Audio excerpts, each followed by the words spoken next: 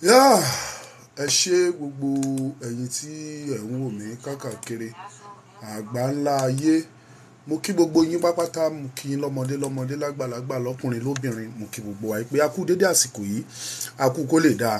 Omoluka lórúkọ tèmi jẹ́ o, fún àǹfààní ẹ̀yin olólùfẹ́ wa pápátá. Ẹ̀yin tí ẹ bá fẹ́ darapọ̀ mọ́ wa lórí ètò, ẹ send request yín sí wa kájọ bẹ̀rẹ̀ ètò náà ní ẹ̀kúnrẹ́rẹ́ lágbára Ọlọ́run. Èní àjọ fẹ́ fi ọ̀rọ̀ jomitoro ọ̀rọ̀ ni, eléyìí tí òyìnbó ń pè ní interactive èní ṣe. Ntí a dẹ̀ fẹ́ discuss lénìí, then it has to do with the situation, the current situation in the town. And currently, oríṣiríṣi àwọn ìdààmú. Mr. Koresima, you are welcome. Ẹ káàbọ̀ sórí ètò sà. A dẹ̀ máa fún yín láàyè láti bá wa sọ nǹkan kan tà when it is time. But currently, ẹ permit ká tiẹ̀ sáré brief àwọn èèyàn wa. Èyí tí mo fẹ́ kí àwọn èèyàn kájọ discuss, kájọ sọ̀rọ̀ lé lórí lẹ́ni ni pé oríṣiríṣi àwọn ìṣòro, oríṣiríṣi àwọn ìdààmú, àwọn wàhálà là ń kojú ní orílẹ̀ Nàìjíríà. Let's just put it that way. But ntẹ́mi kan wàá fẹ́ ká discuss lé lórí mẹ́ta gbòógì tó ń dààmú wa lásìkò yìí. Mẹ́tẹ̀ẹ̀ta yẹn màá yànnàná ẹ̀ fún wa so that a wà jọ fún ara wa láàyè ká bára wa sọ. Ẹ̀yin tí ẹ̀ ń wò wá nílé, either ẹ̀ ń wò wá nínú TikTok lọ́wọ́lọ́wọ́ bá ṣe ń ṣe live yìí, tàbí ẹ̀ ń wò wá nínú YouTube, tàbí ẹ̀ ń wò wá ní Facebook, ẹ bá wa pín ètò yẹn, ẹ make sure pé share, kẹ́dẹ̀ like, ẹ máa like, ẹ máa like, ẹ máa like, ẹ máa like ẹ. Ìyẹn gan ló ṣe kókó jù. Now, mo kí yín lẹ́ẹ̀kan sí i. Kí wá ní nǹkan mẹ́ta tí mò ń gbìyànjú àti sọ̀rọ̀ lé lórí? Mẹ́ta tí mo fẹ́ ká discuss lọ́wọ́lọ́wọ́ báyìí kí gbogbo wa jọ gbé yẹ̀wò ni wípé number one, mo béèrè mo ní ẹ̀yin ọmọ Yorùbá, ǹjẹ́ ẹ ṣe àwọn àkíyèsí kankan? Ẹ mọ̀ pé ìjà pé kí Yorùbá dá dúró lèmi ń jà. Èmi gbàgbọ́ nínú pé Nàìjíríà ò kì í ṣe ìkan. Gẹ́gẹ́ bí bàbá wa yẹn ṣe sọ ńgbà yẹn that I don't believe in one Nigeria. Bàbá wa kan sọ bẹ́ẹ̀ rí. Èmi náà gbàgbọ́, mo dẹ̀ ń tẹnumọ́ pé mi ò gbàgbọ́ nínú Nàìjíríà kan ṣoṣo. Nàìjíríà ò kì í ṣe ìkan, kò sí ọ̀nà kankan tá a fi jẹ́ ìkan, gbogbo wa la mọ̀ yẹn. Ṣùgbọ́n àwọn tó lágbára jù wá lọ, wọ́n ti fagídí, wọ́n ti so wá papọ̀ tipátipá. Ìgbéyàwó tipátipá yẹn dẹ̀ ti ń ṣe, ó ti ń bí ikú, ó ń bí wàhálà, ó ń bí làásìgbò, ó ń bí ìdààmú. Now let us go straight to the point now. Ẹ wo àwọn nǹkan tó wà ńlẹ̀ lọ́wọ́lọ́wọ́. Mo fẹ́ mú mẹ́ta yẹn kẹjẹ́ ká discuss lé lórí. Kí ló ń ṣẹlẹ̀ lórí àwọn ọ̀nà mẹ́tẹ̀ẹ̀ta wọ̀nyí? Kí lẹ rí sí i? Ṣé kì í ṣe ọgbọ́n àti fi ìyà jẹ ìran Yorùbá?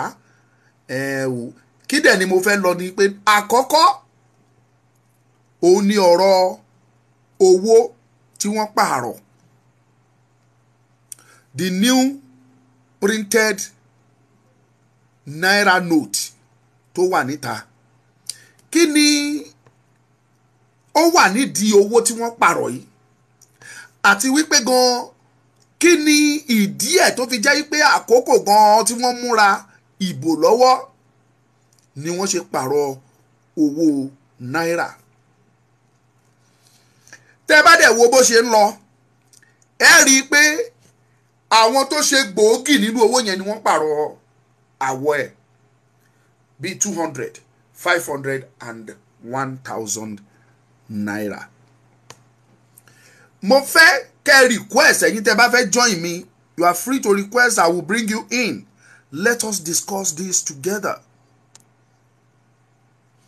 Ẹ jẹ́ ká jọ rò ó, ká jọ fi wéra. Wọ́n ní ohun tó jọra la fi ń wéra. Ìyẹn kan. Ìkejì, kí ló ṣokùnfà epo tó wọ́n gógógógó lásìkò yìí? Èmi repo wá per litre. Nígbà tí mi ò répo, mo fẹ́ ṣètò dandan Mr. Remilekun ẹ bá wa àbí Mrs. Deni ẹ mute lọ́dọ̀ yín màá fún yín láyè kẹ́ ẹ bá wa sọ̀rọ̀ nsàn yìí.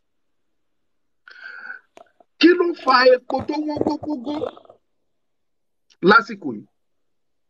Ó di méjì o. Owó náírà tí wọ́n pààrọ̀ àwọ̀ ẹ̀. Ìkejì, kí ló bí epo tó wọ́n gógógó ní ìgboro lásìkò yìí? Ìkẹta tó farajọ ọ̀rọ̀ PVC kò ṣe PVC. Ṣé PVC ṣó ní àǹfààní ṣàbò lóore tó fẹ́ ṣe fún wa? Àwọn ìdààmú mẹ́ta ìbáyìí ó wà lágbádá àwa ọmọ Yorùbá yàtọ̀ sáwọn eléyìí tó ti ń kojú tẹ́lẹ̀ rí. Now ẹ̀yin tẹ́ ń wò mí ẹ bá mi share program ìkẹ́dẹ̀ like ẹ máa love ẹ o. So kí ni opinion yín lórí ọ̀rọ̀ yìí? Mr. Gafar ẹ darapọ̀ bẹ́ẹ̀ yẹn ẹ jẹ́ kájọ fi ọ̀rọ̀ jómi jù. Ẹ káàbọ̀ Mr. Gafar. ẹ bá kí àwọn aráalé o Mr. Babatunde ẹ bá kí gbogbo aráalé.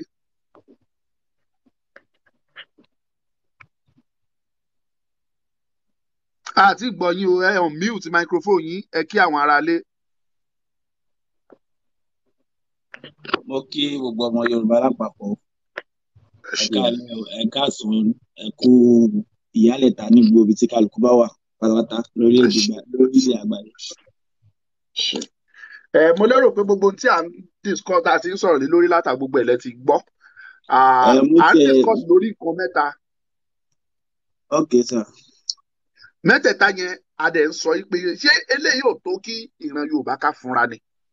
Àkọ́kọ́ kí ló fa change tí wọ́n lọ change kọ́lọ̀ owó ní àsìkò yìí?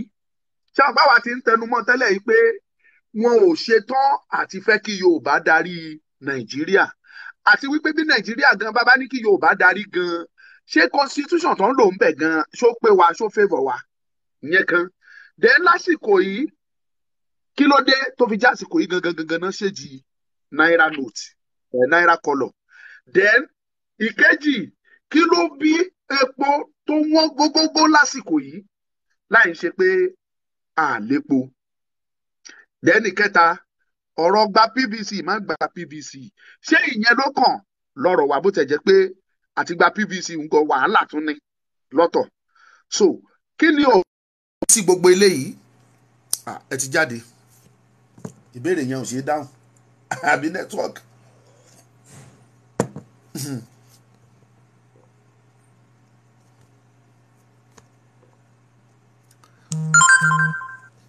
ok network yẹn ló ń gbé àwọn èèyàn jáde tó ń gbé wọn wọlé. Ọ̀pọ̀lọpọ̀ àwọn èèyàn náà ti request adẹ̀ tí ní kán wọlé Papi J.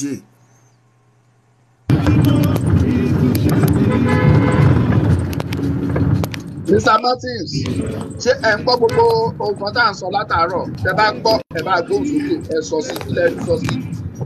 Mo ṣẹjọ́ yín ni ìgbó ti pẹ́ tí mo ti wá sórí line ó ti pẹ́ bàbá wa kọ́ bẹ̀. Papi J màá brief yín sí Papi J sẹ́yìn náà ṣẹjọ́ yìí ní jẹ́ gbọ́ ohun tá à ń sọ látẹ̀kan. Mo ń gbọ́ nǹkan tẹ́ ń sọ nínú ọjọ́ ìjọ ìsìn. Ṣé gbọ́ bàbá? Ok in that and discuss ni pé number one kí ni àwọn nǹkan tó ń ṣẹlẹ̀ lásìkò yìí? Ṣé Yorùbá ṣé kò yẹ ká fúnra yìí pé nǹkan kan ó ń go on? Number one wọ́n change náírà note kọ́lọ̀ náírà ní àsìkò tí election kù ọ̀sẹ̀ kan sọ́sẹ̀ méjì.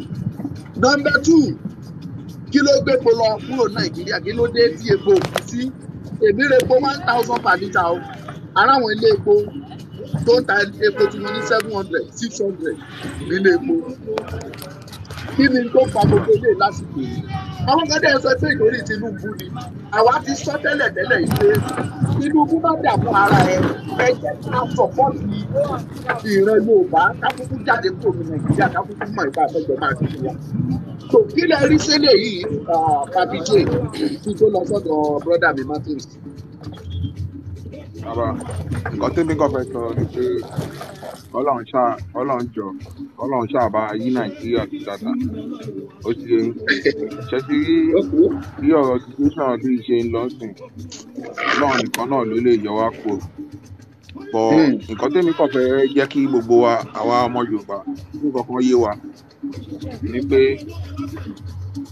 ṣe ti opportunity ni là ní sìn ó ti yé yín because èyí tó wà bẹ́ẹ̀ sí ìran yorùbá tó wà bẹ́ẹ̀ sí tí ó bá ti wọlé bàbá ẹ jẹ́ a má parọ́ fún wa àmọ́ nǹkan tó tún lè ṣẹlẹ̀ ó ti yé yín ìgbẹ́ sì ni pé kọ́lọ́run jọ ó ṣàrán aláàánú tẹ́ kó máa tún ìlú ṣe kọ́lọ́run bá fi síbẹ̀ òun gangan ló ṣe kókó sí ó ti yé yín because ẹ̀yin náà rí gbogbo ẹ̀ bó ṣe kọ́lọ́run tó máa yẹ pé ọlọ́run ọba àṣeyìí òwò ó ti yé kó bá pẹ́ ìlú mi ni gbogbo nǹkan báyìí ti ṣẹlẹ̀ àmọ́ nǹkan tó lè ṣẹlẹ̀ báyìí náà bọ́lá sùúrù tó yẹ pé àwa yorùbá ta ní gbogbo ẹ̀ sì fi ń rí báyìí ó ti yé ẹ̀yin náà ẹ wo àwọn Ìgbò ẹ wo àwọn haúsá kò sí nǹkan tó ń ṣẹlẹ̀ lọ́dọ̀ àwọn yẹn ń gbádùn ó ti yé bọ́ àwa ara wa ọlápẹ́ ẹnu wa òkò ló ń fa gbogbo nǹkan tó ń ṣẹlẹ̀ yìí ó ti yé bọ̀ àdúrà tá a ti ní ká ṣáà máa gbà pé kọ́lọ́run jọ kó ṣàánú wa nínú nǹkan tá a kó tì brọ́dà mi ẹnu àwa yorùbá. kó tó di pé round up pẹ́ tó lọ tó bá tiẹ̀ wá ṣeé ṣe kọ́mọ yorùbá tiẹ̀ wá wí nílẹ̀ tó di president ǹjẹ́ yìí lérò yìí pé àtúnṣe wà tó lè ṣe lórí ọ̀rọ̀ nàìjíríà tàbí lọ́rọ̀ yorùbá. bàbá nǹkan tẹ̀mí ìpele ní àtúnṣe wà ó ti yẹ bọ̀ nǹkan tẹ̀mí àwa yorùbá tá a lẹ́nu wa òkò ló ń kọ̀ sí nǹkan tó ń ṣẹlẹ̀ báyìí ẹ wọ àwọn haúsá nǹkan tó bá ti bára wọn sọ báyìí lẹ́sẹ̀kẹsẹ̀ ọ ti gbọ́ ó ti yẹ àwọn Ìgbò nǹkan tó bá ti bára wọn sọ báyìí lẹ́sẹ̀kẹsẹ̀ ọ ti gbọ́ bọ̀ àwa ara wa tún máa tákù ara wa ṣé yẹn dá gbàgbọ́ la fẹ́ ṣe yẹn dá. ṣe rí àlàyé tẹ̀ ń ṣe tó ní gẹ́gẹ́ bí ẹnì kan èmi ò gbàgbọ́ nínú election tí wọ́n fẹ́ ṣe ìdí ni wípé ok ẹ jẹ́ ká gbọ́ opinion Mr. Martins kó tó di pé mo sọ opinion Mr. Martins fẹ́ sọ̀rọ̀. mo wà pẹ̀lú yín ẹ̀kújọ́ mẹ́ta bàbá. à ń gbọ́ yín ẹ ṣe gan-an.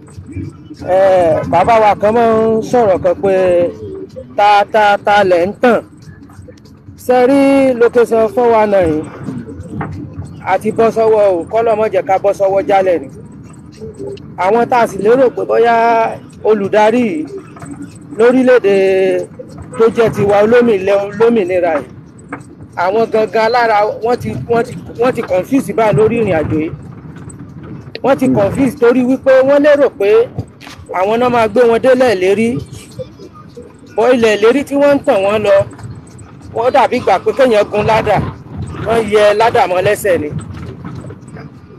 ládà báyìí wọ́n ti mọ̀ pé àwọn ti dókè báyìí ṣùgbọ́n wọ́n ti di ládà mú nísàlẹ̀ tán fẹ́ yẹ mọ́ wọn ní ẹsẹ̀ tí àwọn náà ìbẹ̀rù bojo báyìí ni wọ́n fi wà àwọn ẹ̀dá tó yẹ kó ṣe alátìlẹyìn fún wọn wọ́n ti lé wọn kúrò ńlé wọ́n lé wọn lọ sílé àjòjì ilé àjòjì tí wọ́n lé wọn lọ àti pé wọ́n wálé pé wá ṣàtìpó lórílẹ̀‐èdè bàbá rẹ̀ ó lè fún wọn wọn lè sọ bí àwọn gangan lára ṣe wà nísìn àtúnṣe náà nídìí ṣùgbọ́n ẹ mọ́ jẹ́ ká sì dúró de ẹ̀yìn ẹlẹ́sàn yìí kẹ́ tó mọ tó máa lọ ẹ̀yìn ẹlẹ́sàn la máa mọ tó máa lọ torí wípé ibi tá à ń jà fún láti gbà yìí ìgbà náà lọ́wọ́ wa tó lè tẹ̀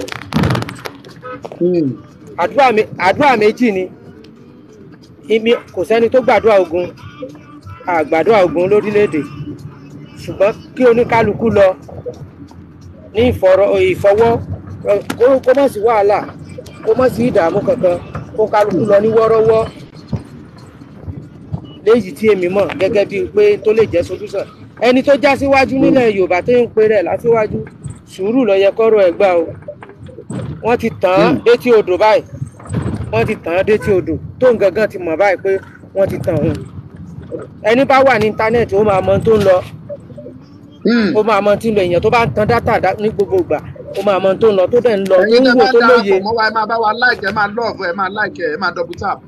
so òye yìí táwọn àgbààgbà tí wọ́n ti ń ronú sí láti gbà pé ìrìn àjò báyìí lọ́mọ Yorùbá lè rìn ìsìn ni wọ́n ṣe mọ̀ pé dàda ò lè jà ó lábúrò tó gbójú ṣùgbọ́n àbúrò tó gbójú wọ́n ti lé kúrò lé o.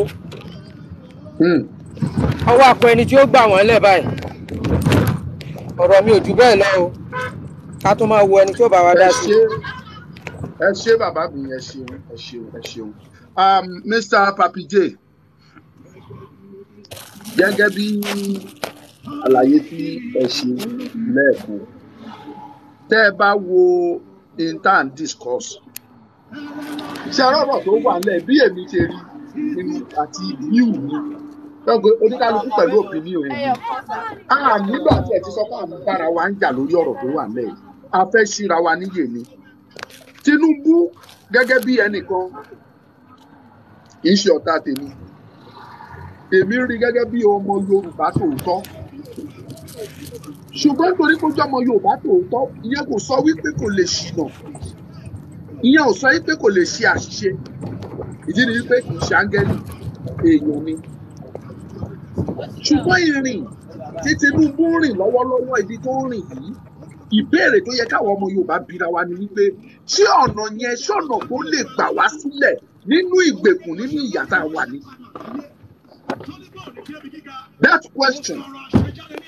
That question ó yẹ ká bira wa àwọn ọmọ Yorùbá òótọ́ làwọn ọmọ Yorùbá ẹnu wa òkè àgbọ́ra wa yé but that question my brother ẹ sọ̀rọ̀ báyìí ẹni ẹnu àwa Yorùbá òkè àdúrà bẹ́ẹ̀ ń gbà ní pé kọ́mọ Yorùbá kó di president lọ́dìbò kó wọlé ìbéèrè tó yẹ kí ẹ bá wa béèrè báyìí tàbí tá à ń béèrè tẹ́ bá máa bá sọ sí yìí pé tó bá di president gan pàápàá tó lè yọ wá jáde nínú ìgbèkùn nínú ìyà tí ìran Yorùbá ń jẹ that is the question tí mo fẹ́ kẹ́ dáhùn Papi J.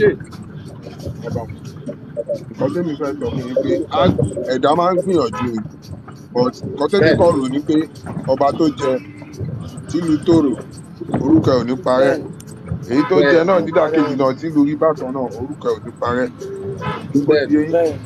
bọ ìgbàgbọ́ kan kémi kọ́ ni pé ó ti agree bàbá yìí òun náà ti realize gbogbo nǹkan tóun náà ṣe ó ti yé bọ ẹ̀yin náà wò pẹ́jẹ́ máa wo kankan lẹ́nu bí Lagos state yẹn ṣe rí tó tẹ́lẹ̀ kálẹ̀ máa ń dé Lagos state ní gbogbo 95 gbogbo 94 àwọn ibìkan wà jẹ́ pé bí ó ti yé ẹ bá débi kan báyìí àwọn ọmọ yẹn máa yọ sí ìlú bọ̀ nísìn kò rí bẹ́ẹ̀ mọ́ gbogbo gọ́vnà gbogbo president ìrọ̀ ibẹ̀ lọ́ wà tẹ́ bá fẹ́ yí wọn tó bá di Friday ẹ lọ sí gbogbo Lẹ́kì ẹ máa bá wọn bẹ̀ ibẹ̀ lọ́ wà ó ti yẹn pọ̀ èmi nígbàgbọ́ pé tó bá lè fún láyè sẹ́ kọ́ gbàgbé kọ́ yọ sẹ́tímẹ́ǹtì kú ó ti yẹn òun náà ti sọ ó ní òun mọ̀ pé ó ní tóun bá ṣe dáadáa tóun bá lọ́dún mẹ́rin tóun bá ṣe dáadáa èmi tún máa dìbò mí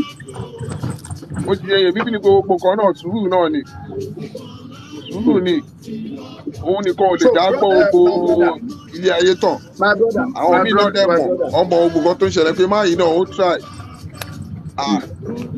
náà ó ti yẹn ó try ká má parọ́ ká má jalè kò sí pé ẹ wo gbogbo àwọn gọ́vnà gbogbo àwọn ẹ̀tọ́ ń pariwo yẹn ẹ sọ fún wọn pé èwo ni wọn ló ní business ní Nàìjíríà yìí gbogbo wọn owó wọn òkè òkun lọ́kọ̀ọ́lọ òkè òkun ni gbogbo wọn ti ń ṣe business kì í sì nìyẹn tó wá fi ń wo pé Ọlápòun ní business ní Nàìjà kò sí bẹ́ẹ̀ máa wà téèyàn náà ní bó ṣe nǹkan díẹ̀ díẹ̀ òun náà máa ta sẹ́nu là ó ti yẹ ọ sọ̀rọ̀ pa bullion value ó sọ fún mi pé business man lòun kò dẹ̀ sí bóyá lè jẹ́ tó ẹ̀ lè máa béèrè lọ́wọ́ òun pé ẹ sọ fún àwọn ọlọ́pàá pé kọ́ tán kó sí gbogbo nǹkan pé tó bá rí pé bí àǹkan mi wà bẹ́ẹ̀ èèyàn tó ń sọ nǹkan bẹ́ẹ̀ àrídájú ni ó kọ́ yẹ pé bí àwa Yorùbá tẹ́nu wa òkò ni ṣé ẹ tó fẹ́ òbí tó pa yẹn ṣé ó dá tó ni ó dá tó na akọ̀ bí pé àwa Yorùbá kan à ń tanra wa ni àníkè tó bá fi lè bọ́ sáwọn yẹn lọ́wọ́ mi bàbá mi lè pa ọ́ fún yín kọ́lọ̀ ń jọ kọ́lọ̀ bí Yorùbá tó lè dé bẹ̀ ọjọ́ apẹ́ o. brother mi papi tó because òun nìkan náà ni. sẹ́ẹ̀rì kan tí ẹni sùúrù nǹkan tí mo fẹ́ kẹ́ understand ni pé kì í ṣe Tinubu là ń bájà kì í dẹ̀ ń ṣe Òbí kì í dẹ̀ ń ṣe Àtíkù. èyí táwa ń sọ tí mo dẹ̀ fẹ́ káwọn èèyàn sọ jí kán mọ̀ ní pé oníkálukú sẹ́ẹ̀rì gbogbo orílẹ̀-èdè ló ní òfin tó fi ń ṣe ìjọba orílẹ̀-èdè. Nàìjíríà ní òfin tó fi ń ṣe ìjọba tó ń pè ní constitution. Kò dẹ̀ sí ẹni tó bá wọlé either governor or president constitution yẹn ló máa follow láti ṣe ìjọba. Ní tí constitution bá ṣe ló máa tẹ̀lé. Now tí Tinubu bá wọlé ṣó ní nǹkan míì tó fẹ́ fi ṣe ìjọba lé wa lórí ni yàtọ̀ sí constitution tá à ń bọ̀. Ẹ má gbàgbé pé constitution yẹn ló fìyà ń jẹ ìran Yorùbá tiẹ̀ náà. Àwọn Ìgbò náà sọ pé constitution yẹn fìyà ń jẹ àwọn èmi ò mọ̀ nípa wọn. Yorùbá lèmi wà á tà.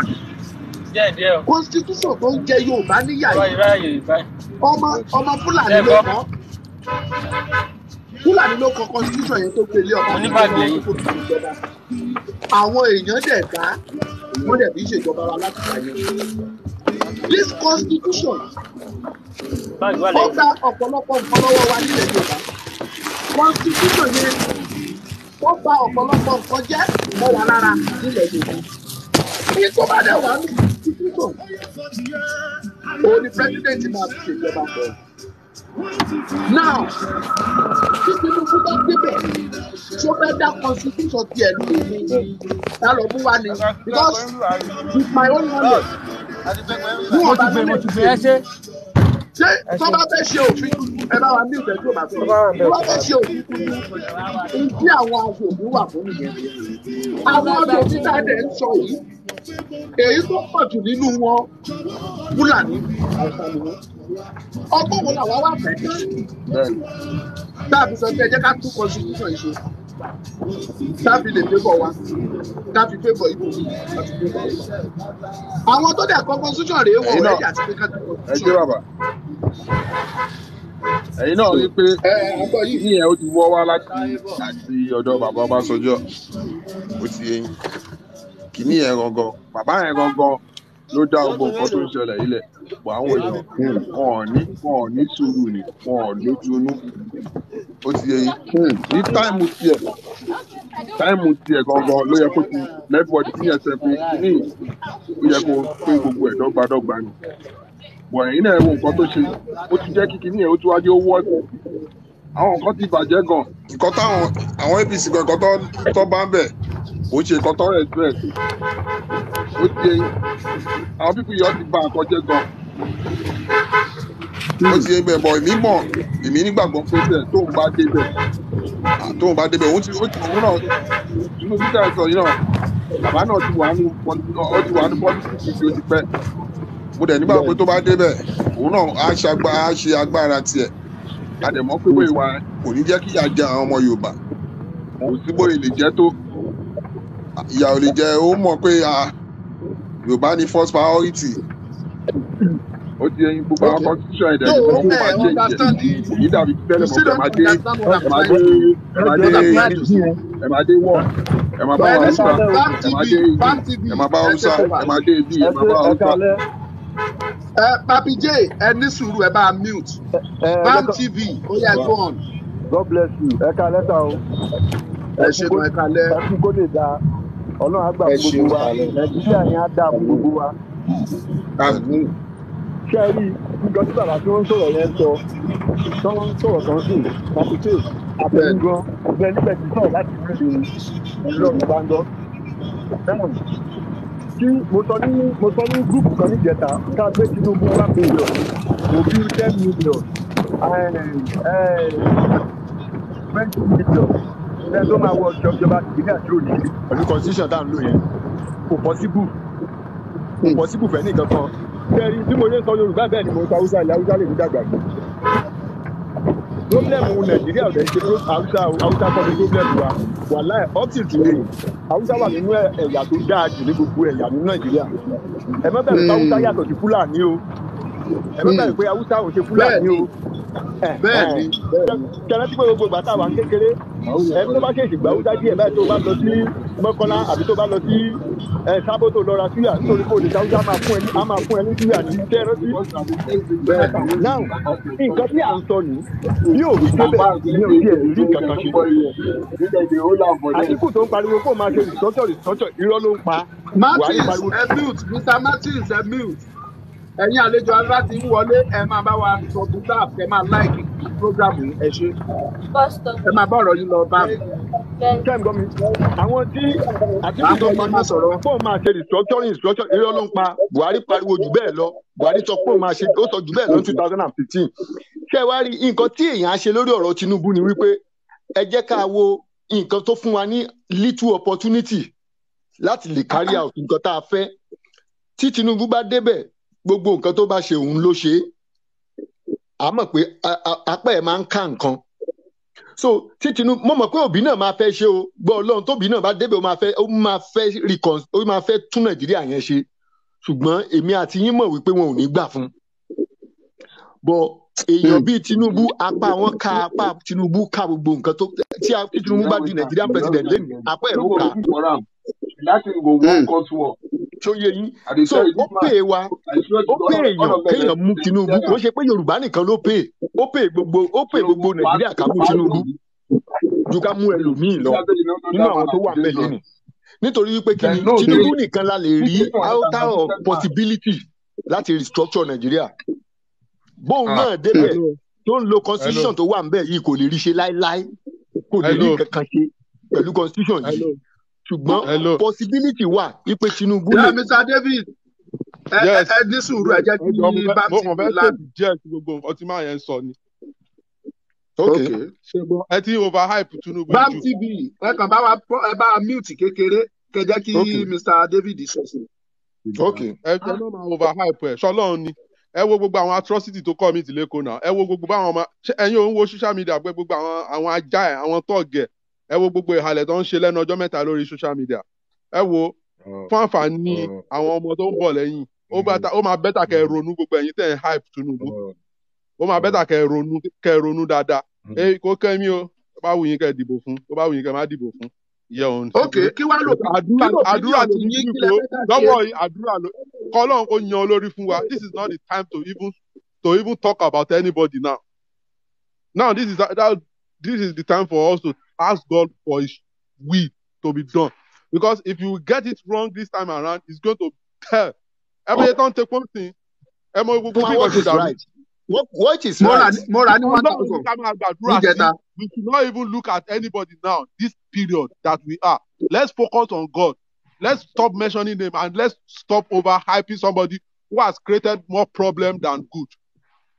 Is it Tinubu? Kèmí ó ti bírèkì mi ẹ jẹ́ kẹ́mi náà sọ kí n sọ sí nǹkan tí Mr. David yẹn sọ. Ó yá go on. I am not hyping Tinubu mi ò hype ẹ̀ rárá ẹ má ṣì mí gbọ́ rárá mi ò hype anybody. Ẹ má sọ̀rọ̀ yín ẹ má sọ̀rọ̀ yín. gbogbo àwọn tí wọ́n wà ńlẹ̀ ń sìn òun sì ni the best nínú gbogbo àwọn tó wà ńlẹ̀. irọ́ gidi lẹ pa. Ẹni sùúrù Mr. David ẹ fún mi ní option. Ẹni sùúrù ẹ jẹ́ kó sọ̀rọ̀ ẹ sọ ti yín ẹ má jẹ́ kí ẹ má ẹ fún mi ní option.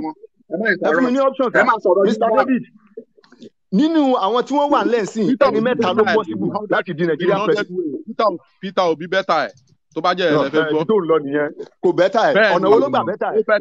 ó bẹ́tà in terms of corruption Tinubu is a highly corrupt man. Oh really?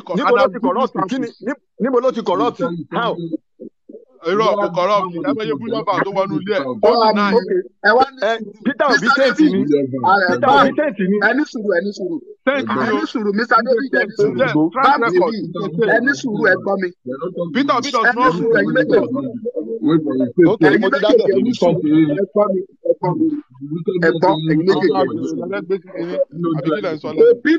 méjèèjì ẹ rí pé mo farabalẹ̀ mo gbọ́ yín. Èmi náà ń gbọ́ yín.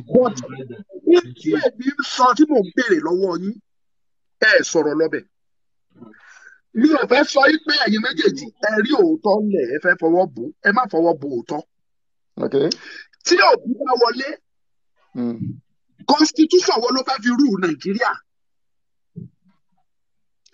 Tí Tinubu bá wọlé constitution wo ló fẹ́ fi rú Nàìjíríà? Gọgọgọ ni mo fẹ́ ká gbọ́rọ̀ lọ. Òbí ló dáa jù. Ẹnìkan ló sọ olóòbí dáa ju Tinubu, ẹnìkan ní Tinubu dáa ju Òbí. Àdàfin ọkùnrin ló ní ìjọba. Nínú àwọn mẹ́tẹ̀ẹ̀ta tani nínú wọn tó máa win as Nigerian president tí òun ṣe constitution tó wà bẹ́ẹ̀ ló máa lò. Àdàfin yín sẹ́. Àwọn ẹ̀dẹ̀ ní ń pariwo ṣé mo pé àwọn gúrùpù kan kóra jọ wọ́n ní ẹ tún constitution ṣe kó lè favour gbogbo ẹ̀yà tó wà nílẹ̀ Nàìjíríà pàpátá. Nàìjíríà pọ̀ wọn ò tún constitution yẹn ṣe. Nítorí àwọn Haúsá yẹn ni. Nítorí pé wọ́n ní 50 ni wọ́n ní ní Senate. 59. Àwọn tó sọ wípé ó jẹ́ ká restructure ká padà sí 1963 constitution. That's the only way out. Wọ́n kọ̀ wọ́n ò tún ṣe. Ẹ má bí pé Tinubu ẹjọ́ Mr. David mo láì ní tẹ̀ sọ̀rọ̀ wọlé kí náà bá fi ṣèjọba. Bàbá tẹ bá rántí pé ìgbà tí mo bẹ̀rẹ̀ bí báyìí mo sọ wípé 1 million Tinubu ò lè tún Nàìjíríà ṣe é rántí pé ìgbà tí mo bẹ̀rẹ̀ ọ̀rọ̀ nígbà mo ní 1 million Tinubu ò lè tún Nàìjíríà ṣe é rántí sà mo bẹ̀ ní 1 million Òbí àbí 1 million Àtíkù wọn ò lè tún Nàìjíríà. ẹ ṣe ìdí tí mo gbé èmi o perception mi mo gbé àwọn méjèèjì àti Tinubu àti Òbí tán bá fẹ́ restructure Nàìjíríà ta ló lè rí ṣe ta ló ní possibility out of possibility àti restructure Nàìjíríà láti dá wa padà sí 1963 constitution. That is kò sí nínú àwọn méjèèjì kò sí nínú àwọn méjèèjì kò sí. Oh, kání kò sí why should I vote for okay kání kò sí Mr. David kání kò sí ẹni tó lè ṣe nínú àwọn méjèèjì then why should I vote for Òbí? Because Obi is less corrupt than the Tinubu that you are talking about. Forget about that. There is no politician in Nigeria that is not corrupt. Mr. David, èmi disagree pẹ̀lú yín lórí ìyẹn. Ṣé a máa padà sẹ́sẹ̀ àárọ̀ Yorùbá nation ló máa ṣe? Ẹni sùúrù.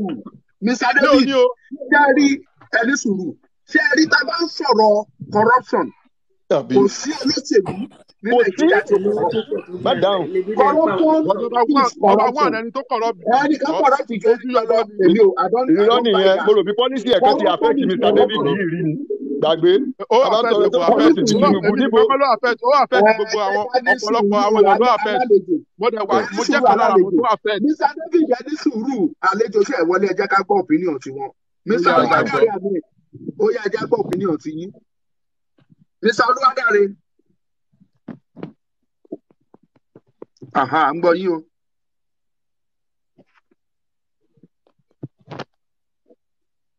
Olúwadáre Ahmed ẹ sọ̀rọ̀. Ẹ tí on mute ẹ wo microphone yẹn on mute ẹ.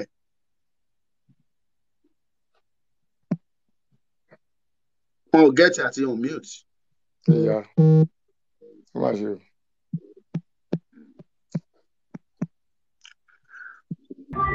Wọ́n ń gbìyànjú àti on mute wọn get ẹ. Okay, Mr. Yomi Solomon, over to you ẹ sọ̀rọ̀. Jẹ́rí orílẹ̀-èdè yìí níbi tá a bá dé yìí, a máa ń jà pa. À ń gbọ́ yín o.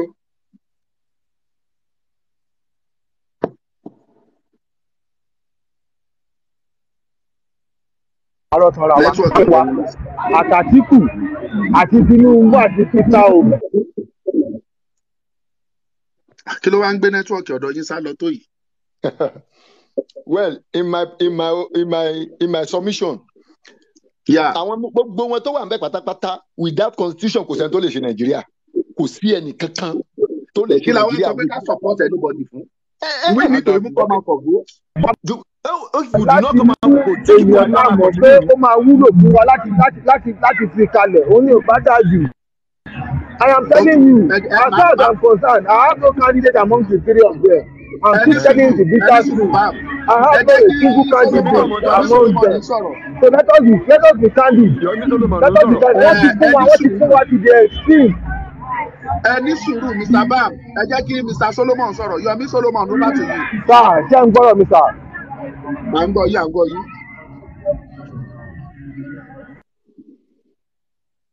Then you want to pull out to the extreme. Now we can't afford to buy a liter of petrol at the normal price. Okay, sir. We cannot afford to buy fuel at the normal price again. Níbi tó lépo, tá à ń wá epo, a lè ra epo.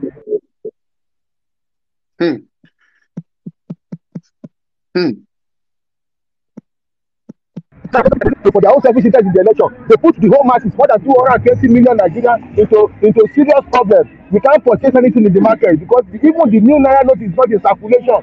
So what are these people telling us? Who among them is coming to rescue us? All of them are just lying to us. Tinubu was there the other time when Buhari was telling us a liter of fuel will be bought for 45 naira or whatever. My brother, a liter of fuel will be bought for 45 naira. At the end of the day, when he got there, how much are we buying it now? Was he not there? Was he not there? Was he not part of the APC? Was he not the leader of the APC? He's still the leader of the APC. He's now coming again to say he wants to follow the same footsteps tí Tinubu Buhari follow. Ṣé tó bá follow ẹ̀ jọ ṣàṣe tó bá lọ́nà ṣáàṣì máa wà bá ṣe wáyé ṣé gbogbo àkọlọ́ bá gbẹ́sẹ̀ lórí ìdúró kò tí ì fọ́lẹ̀ gan àti ìrí jẹ́. Look at how much they are selling a bag of rice. A bag of rice is sold for 38,000 naira now. In Lagos is 38,000, in Ibadan is 40,000. Going to the east. And when you can never see an Hausa man, let us make a finding. You can never see an Hausa man call rice that Kokolo not. Rice is even more cheaper in their own state than Lagos and another state. Rice is more cheaper. I've been to a town called Aura. It's not far from the border. You see rice coming from that place to Nigeria. The border was not closed here. It's still very open up till today. And our fuel is going there. You can see a video that was going on viral the other time when the customer officer was showing us what was happening at the border. So what are we now saying? What are we now saying? Are we blind to what these people are doing to us? Are we blind? No. Are we blind? We are not blind now. We are not an entity. We have our faith. Mr. Solomon. Mo wà pẹ̀lú. Tí wọ́n lè rò pé ká ṣe é sí èmi gẹ́gẹ́ bí ẹni tó lè sọ́pọ́tì Tinubu èmi gẹ́gẹ́ bí ẹni tó lè sọ́pọ́tì bí oṣù ọmọ mi lè sọ́pọ́tì Òbí bí ó dẹ̀ sọ́pọ́tì Àtíkù kí wá ní opinion yín èmi gẹ́gẹ́ bí ẹni tó bá gbogbo ayé ló mọ̀ wípé Yorùbá nation lè ní dúró lé lórí òun lè ní sọ́pọ́tì. Kẹ́rí bàbá nǹkan tẹ́ ẹ sọ yẹn I am so happy. Kẹ́rí if possible let all of us let's take a total abstinence ká má lọ dìbò yẹn rárá ká fi wọ́n lẹ̀ kó fira wọn síbẹ̀ wọ́n ṣe ń ṣe tẹ́lẹ̀ kó lọ fira wọn síbẹ̀. I stand on Yorùbá nation too. I stand on Yorùbá nation. Bẹ́ẹ̀ni I stand on Yorùbá nation. Ẹ jẹ́ kí gbogbo ọ̀gá stay from that polling booth kí gbogbo wa má lọ bẹ̀ ká má lọ dìbò kó fira wọn síbẹ̀ bó ṣe fira wọn síbẹ̀ let the whole world be looking at us. Kọ́ máa wò ó irú election wo la ṣe Nàìjíríà. God bless you. Wọ́n ṣe máa ṣerú ẹ̀. Ẹ ṣe Mr. Solomon ẹni sùúrù ẹ jẹ́ kí Mr. Bam sọ̀rọ̀ Bam TV over to you. Nǹkan tí ẹ̀gbọ́n yẹn sọ nǹkan tẹ́ ẹ sọ yìí Ọlọ́run ibẹ̀ náà la ṣe ń padà bọ̀. The major problem ni wípé ṣé ẹ rí àwọn nǹkan wa máa ń tètè ṣe ní ìgbà tó bá ti ń late. Kò sí nǹkan tó stop wa nínú pé kí a máa plan wípé bí a ṣe máa boycott election. I wish pẹ̀lú táìmù yìí láti ń sọrú nǹkan báyìí nílẹ̀ Yorùbá. Àwa yìí kẹ́rí kò sí ògidì ọmọ Yorùbá kankan tó ń fẹ́ Nàìjíríà mọ́. Kò sí ògidì ọmọ Yorùbá kankan tó ń fẹ́ Nàìjíríà mọ́. Àyàfi tí kò bá mọ nǹkan tó ń ṣẹlẹ̀ nílé lókù. Kí ni Nàìjíríà ń ṣe fẹ́ anybody? Ìpalára ló ń ṣe fún gbogbo wa. Pínpín yẹn náà ni the only way. Ọlọ́run bá wa ṣe tí wọ́n rí Sunday Igboho pa. Ọlọ́run ló bá wa ṣe tí wọ́n ò rí pa. Wọ́n lè rí pa mẹ́ta ló ń rí pa. That is the only way out. That is the only way out. But báwo la ṣe lè kóra wa jọ nídìí àti máa para wa bọ́n ṣe ń para wọn ní ìsì yẹn. Báwo la ṣe lè kóra wa jọ on our own tí gbogbo Yorùbá táwọn dẹ̀ make sure wípé ó kéré jù a lè gẹ́ẹ̀tì gbogbo ara wa tán ó kéré jù 75% wa a máa ignore government. Peacefully láì pààyàn because tẹ́ bá wò ó wọ́n máa sọ pé Nigeria is the most hopeful nation in the world. Kò sí nǹkan tó fàájú wípé everybody believe pé òun lè dolówó láàárọ̀ ọ̀la ni. Tí ò fún bẹ́ẹ̀ ni kò sí nǹkan tó ní pé kí revolution má ti wà but Nigerians ò lè lẹ́nu wípé ká lọ face nǹkan because everybody lè máa ń bà èdè àwọn politicians yẹn máa ń ra àwọn majority of our people wọ́n máa ń rà wọ́n tó yẹ yín the best bet fún wa ni wípé ẹ jẹ́ ká kóra wa jọ then ká dẹ̀ má make noise aṣọ fún Sunday náà má lọ sọ pé nǹkan báyìí ló fẹ́ ṣe dákẹ́ ọ̀rẹ́ dákẹ́. ẹ fi ọmọ ajá sọlá lẹ ẹ má dárúkọ Sunday ẹ sọ̀rọ̀ yín. èyàn ò ní bọ̀ ok ẹ ṣe èyàn ò ní bọ́ lórí íńtánẹ́ẹ̀tì láti máa pariwo pé nǹkan tó fẹ́ ṣe yìí nǹkan tó fẹ́ ṣe yìí ẹ jẹ́ àkóra wa jọ ẹ jẹ́ ká let's meet together àárí ẹni tó lọ́gbọ́n ààrẹ ẹni tó lówó ààrẹ ẹni tó ní tó lẹ́sẹ̀ tó lè rìn tó lè make move then before you know it we achieve our aim. Kò sí kankan Nàìjíríà yóò lọ́ọ̀bì kankan Nàìjíríà yóò lọ́ọ̀bì kankan. Ẹ jẹ́ ká fún Mr. Olúwadáre Ahmed tẹ bá lè unmute kẹ sọ̀rọ̀ tẹ bá dẹ̀ sọ̀rọ̀ ẹ bá wa step aside ká gbé ẹlòmíì wọlé àwọn èèyàn wà ńlẹ̀. Mr. David Fẹ́mi tẹ bá fẹ́ sọ sí ẹ sọ sí kó tó di pé another person wọlé. Sẹ́rí nǹkan tí wọ́n sọ nínú mi ṣe ń dùn nílẹ̀ ṣùgbọ́n mo bá ìdúró mo bá wà. Yorùbá ní ìṣẹ̀lẹ̀ kankan orí mi ẹsẹ̀ mi apá mi ojú mi imú mi wà bẹ̀.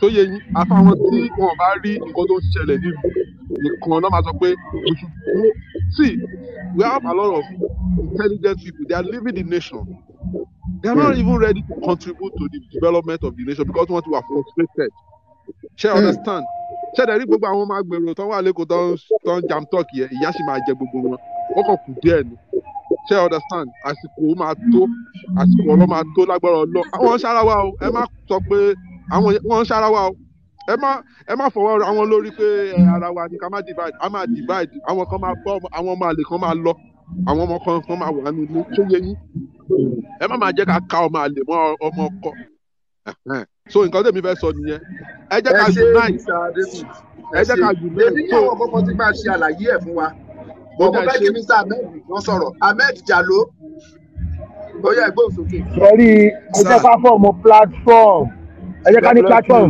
ẹ jẹ́ ká ní platform tí gbogbo àti máa sọ̀rọ̀ tá máa ti lè máa gádà ara wa tá bá ti ní platform. mo ń bọ̀ lọ́dọ̀ yín Mr. Jallo Ahmed ó yá. all right sir. sir mo ń dá lóhùn. ẹ sọ̀rọ̀ à ń gbọ́ yín.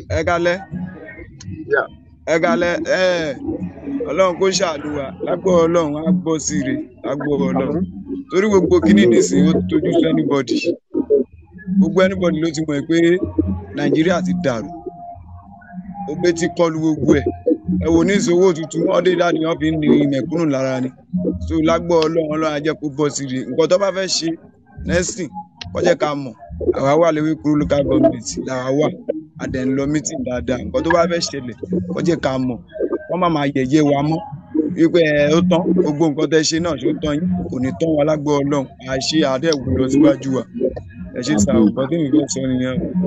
ẹ ṣeun ẹ lè bá wa drop bẹ́ẹ̀ yẹn so that a lè gbé ẹlòmíì wọlé. Now Mr. Solomon dàbí pé ẹnì kan tẹ́ fẹ́ sọ kí n tó sọ àwọn àmọ̀ràn tèmi ní.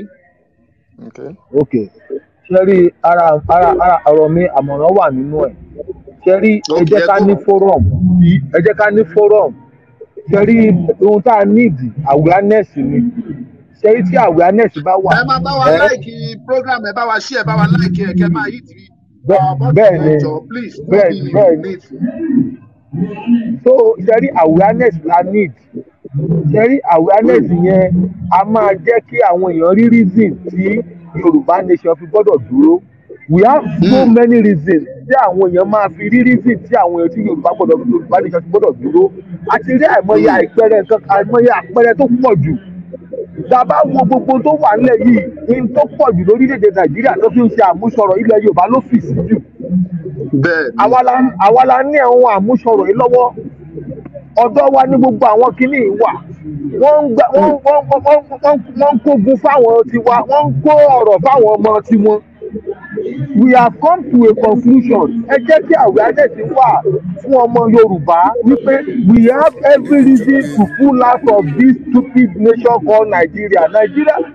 Ọmọ Yorùbá ò kì í ṣe ọmọ Nàìjíríà ọmọ Odùduwà ni wá ta ló kó wa pọ̀ tá a fi jẹ́ Nàìjíríà ibo náà ti so wá pọ̀ kí ni tá a fi jẹ́ Nàìjíríà ẹjọ́ torí Ọlọ́run ṣé ọmọ Yorùbá ṣé ọ̀dọ̀ wa ló dé Niger area ni tó fi pè wá Nàìjíríà ṣé a dé Niger area ni wọ́n fi ń pè wá Nàìjíríà kì í ṣe Nàìjíríà ọmọ Odùduwà ni wá.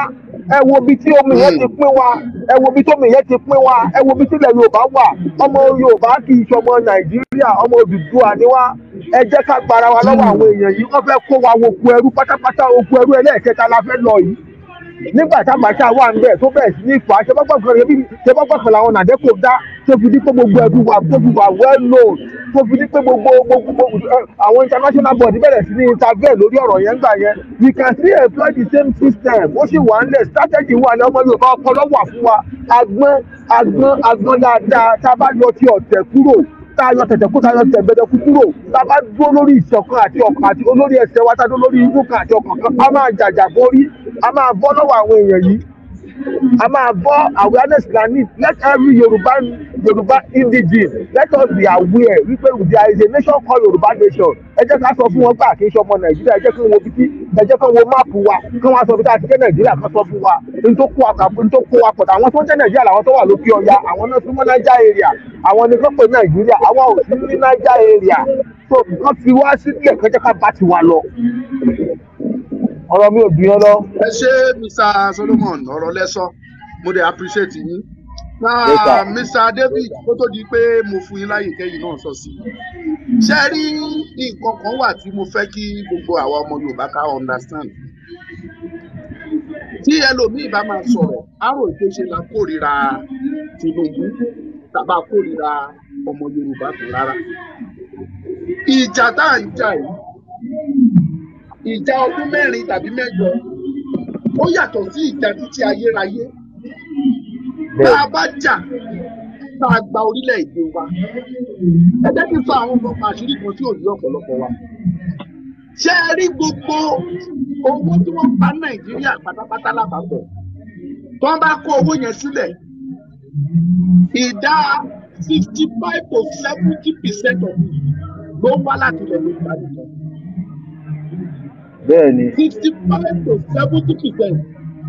Ìyẹn ni wípé tá a bá pa 100 naira ní Nàìjíríà 65 naira nínú ẹ̀ tàbí 70 naira nínú ilẹ̀ Yorùbá náà ti pa. Bẹ́ẹ̀ni. Tó bá wá pa owó yẹn wá ń kó lọ sí Àbújá. Àbújá náà ṣẹ̀ sí wá pín. Wọ́n á wá gbọ́ wọ́n lè fún Èkó ní 5 naira. Wọ́n á fún Abẹ́òkúta ní 3 naira. Àwọn Ògùn state. Wọ́n á fún Ọ̀yọ́ state ní 5 naira. Wọ́n á fún Ọ̀ṣun ní 2 naira. Wọ́n á fún Oǹdó ní 2 naira. Wọ́n á fún Èkìtì ní 1 naira. Wọ́n á wá pín wẹ́rẹ́wẹ́rẹ́ wọ́n á gbọ̀n lé wọn lọ́wọ́. Àwọn tí ò ṣe wàhálà tí wọn ò ṣe iṣẹ́ bí owó yẹn ṣe wá sàbíjà. Àwọn bíi Kebbi, àwọn bíi Gombe, àwọn bíi Zamfara, àwọn bíi Sokoto, àwọn bíi Nasarawa gbogbo àwọn tí ìwọ̀n yẹn wọ́n á máa fáwọn ní 20 naira. Wọ́n máa fáwọn ní 10 naira, 15 naira. Ọmọ Yorùbá ọjọ́ yìí máa fẹ́ ṣe gbogbo ilé ìfẹ́. Ẹ má gbàgbé o, àwa la ní seaport. Ó ní Atlantic Ocean tí Nàìjíríà fi bá gbogbo ìlú lẹ́nu. Àwa la ní o. Ṣùgbọ́n tó bá wo ohun tá à ń sọ lónìí, àwọn Fúlàní, àwọn ni ó jọba lé lórí o.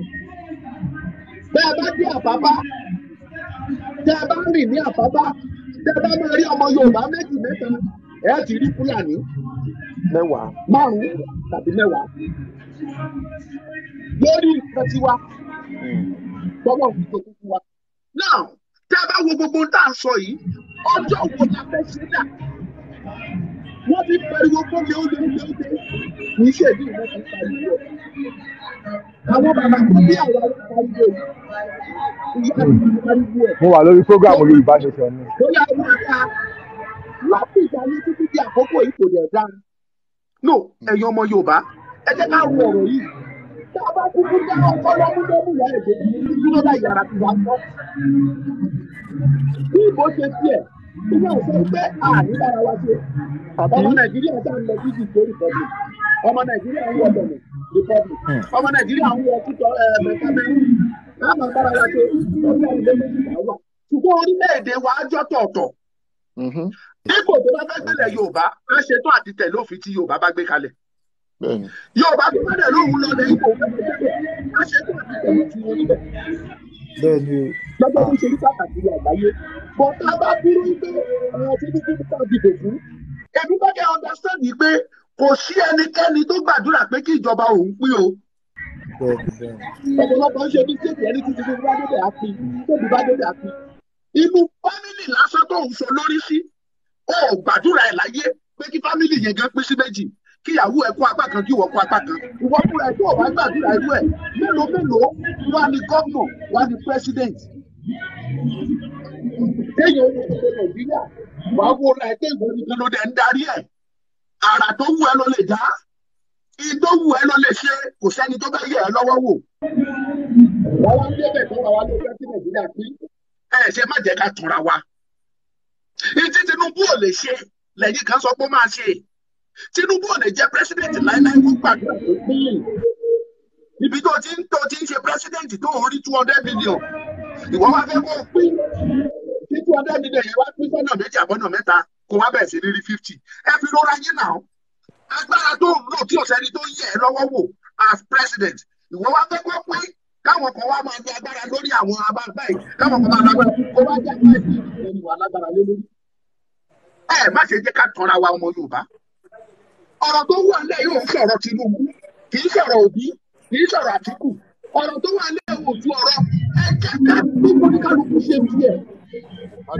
lájẹ́ ọ̀rọ̀ wa láti foundation ká bíòdì ara wa ká tún orílẹ̀-èdè wa gbé lélẹ̀. ká túká. oníkálukú ká wá bíòdì ẹ̀ lórí òtítọ́ àti òdodo. gbogbo alágbàtàn Nàìjíríà táwa nù yìí orí irọ́ ló bíòdì ẹ̀ sí àti bẹ̀rẹ̀ pẹpẹ wa ló ti wọ́. gbogbo alágbá ìtàn tó ṣẹlẹ̀ nígbà kan lọ jìjà òmìnira ní 1957 kó tó di bọ́sẹ̀ wá fún wọn lómìnira wọn ní 1960. gbogbo alágbọ́n tó ṣẹlẹ̀ gbogbo bọ́sẹ̀ jí bàbá Awólọ́wọ̀ títí tó fi kú tí bàbá yẹn ò rí pírẹsidẹ́ǹtì ṣe tó dẹ̀ jẹ́ òun náà sọ pé ó máa ṣe pírẹsidẹ́ǹtì yẹn. àṣẹwáṣẹ ìbọ̀ wọn gé wọn lọ gbé Tafawa Balewa wá pé kó wá so lórí tí ò dẹ̀ mọ̀ nípa gbogbo ohun tó ń ṣe. so mélòó la fẹ́ ròyìn kì í ṣe kó ṣe bàjẹ́ kì í ṣe pé àwọn ọmọ Yorùbá ṣe ń rí i pé kí ni yóò pé wa ṣùgbọ́n àwọn bàbá yẹn ń wo pé ádá ló ń ṣe ókè rẹ́jíìmù tiwa rèé báyìí o àsìkò àwa yúùtì ṣé báwa náà ṣe máa wò bá dáadáa rèé táwọn ọmọ tiwa tún wá bọ́ sínú ìyà yìí. ọmọ afẹ́ wọ secondary school òun ná 50,000 100,000 ọmọ tó bí yẹn tóun náà bá bímọ tọ́tọ́ ọmọ yẹn fẹ́ wọ secondary school èlò ló wá fẹ́ ná. ẹ jẹ́ ká ru àwọn ìpínlẹ̀ lórí ọ̀rọ̀ tó wà nílẹ̀ yìí àkórìíra Tinubu ṣùgbọ́n Tinubu ò lè ṣe kò sí ìrànlọ́wọ́ tó lè ṣe fún ìran Yorùbá tó bá di president at worst kó mọ àwọn ọmọ Yorùbá kó fi wọ́n sípò nínú gbogbo àwọn tó ń darí wa ní kọ́ńtì tẹ́ bá ṣírò gbogbo wọn èlò ni wọ́n. ẹ jẹ́ lọ sí Èkó nìkan how many house of assembly member ló wà lẹ́kọ̀ọ́ ṣé wọ́n pé 50 ni. gómìnà kan ṣoṣo ẹ máa kà á o gómìnà kan deputy kan house of assembly ẹ jẹ́ ká tiẹ̀ sọ pé wọ́n jẹ́ 50 ó di 52 kájà wa sọ pé commissioner jẹ́ 50 ó di 152 àwọn SSA 200 ó di 352 àtàwọn bíi political appointee míì ẹ sọ pé wọ̀nyẹn náà jẹ́ 100 ó di 452. ẹ jọ̀ọ́ ẹ̀yin ọmọ Yorùbá nínú population Èkó ṣé èèyàn 452 wọ̀nyẹn ṣé ẹnì kankan wọn tó lè gbọ́ bùkátà èèyàn 1 million nínú gbogbo wọn kó sọ pé mo tó èèyàn 1 million bọ́ màmá bọ́ wọn nínú 20 million tí Èkó jẹ́ lọ́wọ́lọ́wọ́ ṣé àwọn 500 tá a kà sílẹ̀ wọ̀nyí ṣé wọ́n lé ṣé kí ni percentage wọn nínú 20 million Èkó kí má wàá sọ ti gbogbo ilẹ̀ Yorùbá pátápátá kí má sọ pé ti Nàìjíríà tí Tinubu bá di president tó yan àwọn èèyàn sípò ṣé àwọn tó yàn sípò wọ̀nyẹn ṣé wọ́n tó gbogbo wọ́n tó ya Nàìjíríà ṣé simple appointment tó fún èèyàn bóyá ó yan appointment ní Ondo state ó yan èèyàn mẹ́wàá sí federal position minister kan chairman ní bọ́ọ̀dù ọwọ́ tẹ́fà ó ṣàṣà àwọn owó tó bíi mẹ́wàá ẹ̀jẹ̀ sáwọn mẹ́wàá yẹn kí wọ́n tó kàtà gbogbo Ondo state gbọ́ sí wọ́n lè tún ìyà tó jẹ wá lóńdó state. ọmọ Yorùbá ẹ jẹ́ ká ro ohun tí mò ń sọ yìí láròjinlẹ̀ kò sí ẹnikẹ́ni tó kórìíra Tinubu. What we are saying is that kò sí ìrànlọ́wọ́ kankan tí Tinubu lè ṣe fún wa. Kò sí ìrànlọ́wọ́ nínú tí Tinubu wá darí wa because gbogbo wa la rí. It is clean and clear. Ẹ má bá mi like program, ẹ má jẹ́ kó rí wa flag o, ẹ torí Ọlọ́run. Just double tap continuously. If you want to join, you are free to request. Màá gbé yín wọlé. So ìdá gbìyànjú kọ́ nìyẹn. Kò sí ẹnikẹ́ni tí ò wù pé kó ṣe dáadáa. Ṣùgbọ́n number one, tí ò lè jẹ́ kí n ṣe dáadáa. Constitution tí Nàìjíríà ń lò kò lè jẹ́ kí n ṣe dáadáa. Number two, kò sẹ́ni tí ẹni tí owó ò bá tent, tí owó tí ò fi, tó bá dé ibi tó ń pè ní ipò power, ó máa á misbehave ṣáni. Professor Isaac PJ, ẹjọ́ ẹ bá gbóhùn sókè. Ẹ ṣé bàbá mi. Thank you, sir. Ẹ kú atótónu. Mi ò tiẹ̀ lọ́rọ̀ púpọ̀ tí mo lè sọ bàbá mi, inú mi dùn. Àmọ́ pé oníkálukú ló ní opinion tiẹ̀. And whatever tí n bá sọ, ẹni tó bá gbà síbinú fine. But mo ní right being a military officer láti sọ ètò mi. Cherry, ẹ má jẹ́ àtanra wa. Èmi ò rí nǹkan kan tí Tinubu fẹ́ wá fà Nàìjíríà àfi kó tún wá fìyà jẹ wá. Á dà fún yín. Kò sí nǹkan kan tí bàbá yìí ní ó ti disgrace àwa Yorùbá dé enough, even though tó bá ń campaign lásán àwọn ọ̀rọ̀ ẹnu ẹ bàbá yìí ti dàgbà, she is suffering from dementia. Ẹ má torí pé ọmọ Yorùbá ká fi ohun tó dáa lẹ̀, man he has nothing láti wá ọ̀fà wa. Ẹ jẹ́ ká gbọ́rọ̀ tó sọ, ọ̀rọ̀ ẹnu ẹ̀ lèmi fẹ́ quote. I'm good in quoting people for their own words. Nígbà tí ó believe pé òun lè rí flag APC mọ́, ó lọ. Bọ̀bọ́ tó ń pa wá tán sọ wá di apẹran tán pa wá bí ẹni pa kíní ìwọ ló fà á kalẹ̀. Ó gbẹ́ran òwúrọ̀ ẹ̀ ó gbófólógbò jẹ́ níjọ́ kíní àná tó yẹ kó wá. You brought this guy. Ó sọ olóṣèkíní olólulẹ̀. Olóṣèkejì olólulẹ̀. Olóṣèkẹta olólulẹ̀. Olówó ń sunkún. Olówó sọ fún pé má sunkún àgbé ẹ débẹ̀. 2015 nígbà tí bọ̀bọ̀ yìí ń bọ̀ ìyẹn Buhari, àwọn tó súnmọ́ mi mo ní bàbá yìí ń bọ̀ o láti wá revenge ni o. Mo ní ó dàbí a wounded lion. This guy is coming for revenge. Gbogbo wọn yá ó ní kíní wa wọn pẹ̀lú ìdí àgbọn wọn jẹ́ kíní kan àwọn ọlọ́dà wá ilẹ̀ wọ́n against the plane ó nìkan ló lè ṣe Boko Haram. Tinubu yìí ló ń campaign fún gbà yẹn o tó ní 4 years sí máa di 4 years. Tony will naira máa di $1 to $1. Tony kò sí nǹkan kan pé everything máa lọ pé kò ní wọ́n máa bring back to gẹ̀ẹ́sì padà wá. Ẹ wòye tá a ṣe dọ́là níjọ́ kìíní àná, ẹ wòye tá a ń ṣe. Ẹ gbọ́ nǹkan tí bọ̀bọ́ ìlọ ń campaign ní jẹ́ta bí tó ti ń campaign. Tony àmọ́ wọn tán kó epo pamọ́, àmọ́ wọn tán ṣe eléyìí, àmọ́ wọn tó jẹ́ tepo wọn. Ìwọ yìí náà ló wá ta bàbá yìí fún wa. Àná ṣe mí láàánú pé àwọn ọmọ Yorùbá ẹ̀ tẹ̀lé. I am not an Igbo man. I'm a Yoruba man from Ondo West local government, ọmọ Ẹ̀gìn lèmi.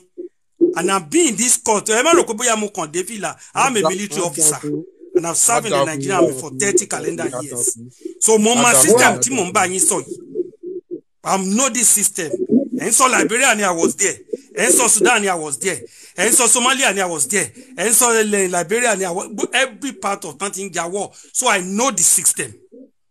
So kò sí kankan tí bọ̀bọ̀ yìí fẹ́ wá mú wa ju pé kó wá fìyà jẹ wá.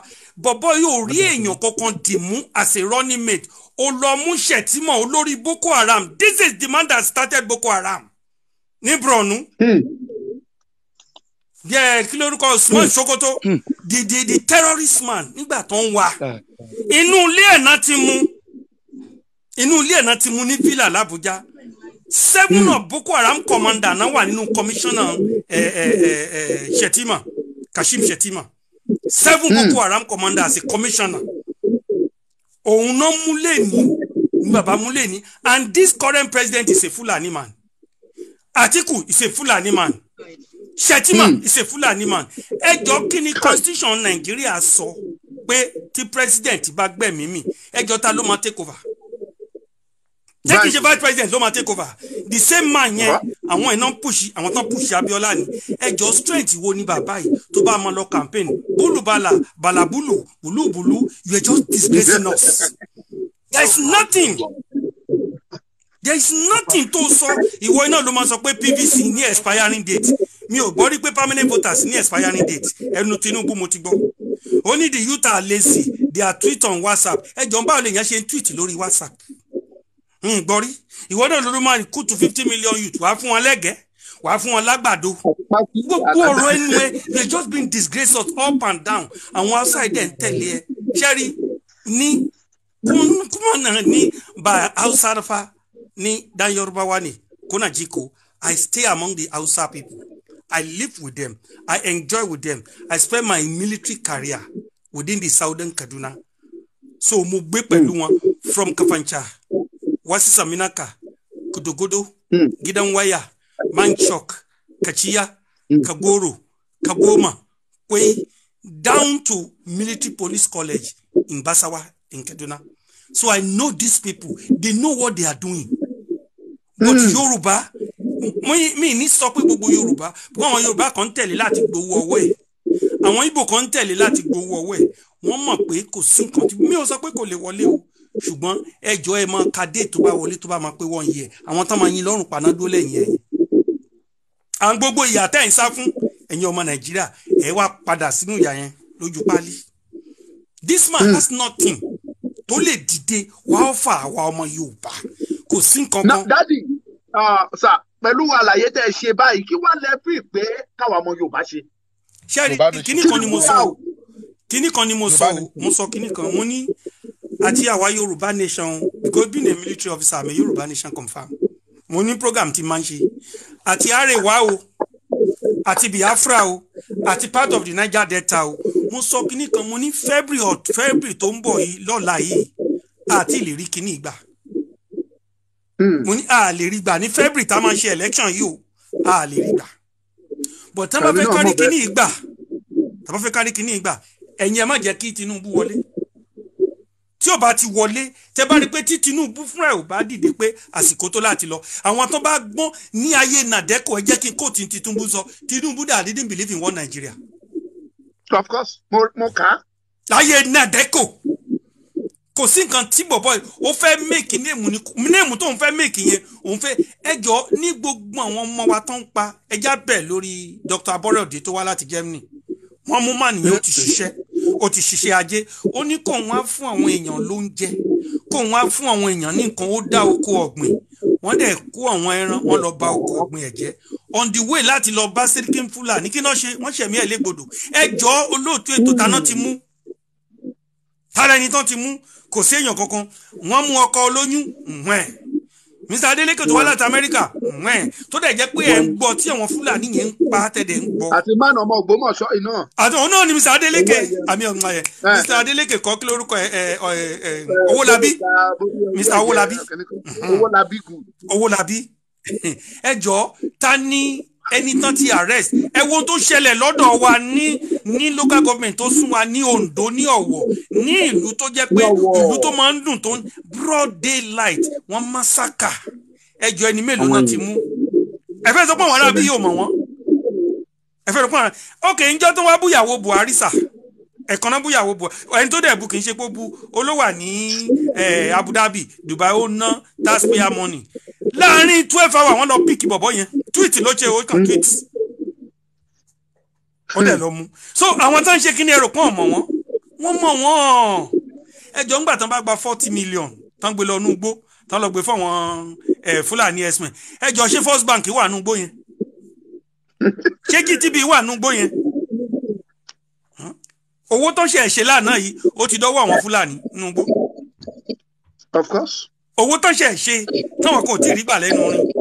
táwọn kan ò rí náà báyìí tó ń sọ. táwọn tí rí náà olóòtú ètò ó ti wà lọ́wọ́ Fúlàní ẹrù kan àmọ́ tán ṣe wọ́n fẹ́ ok ẹjọ́ sà ẹ wo Sunday Igboho ẹjọ́ bá mi sọ kí ni ẹ̀ṣẹ̀ bọ̀bọ̀ yìí kí ni ẹ̀ṣẹ̀ Chief Sunday Igboho ẹ̀ṣẹ̀ kan tó bọ̀bọ̀ yìí ṣẹ̀ ni pé ẹ̀ṣẹ̀ kan tó ṣẹ̀ ni pé ẹ ti pa àwọn èèyàn mi jù ṣe rí bàtálíọ̀n tán kó lọ sí Ìbàdàn ṣe rí bàtálíọ̀n tán kó tó fẹ́ wá pa bọ̀bọ̀ yìí wọ́n kọ́kọ́ lo letter bomb kò gbà lọ́wọ́ wọn torí pé ó sọ pé ìyà ti tó sẹ́ ẹ̀ lè máa pa àwọn èèyàn mi àwa ló ń jà fún o nú àwa Yorùbá yìí náà la tún gbẹ̀yìn kó lẹ́sẹ̀ Yorùbá police officer kan náà mú lọ tó ní kán gbé ológbò tó ní Sunday Igboho ló di ológbò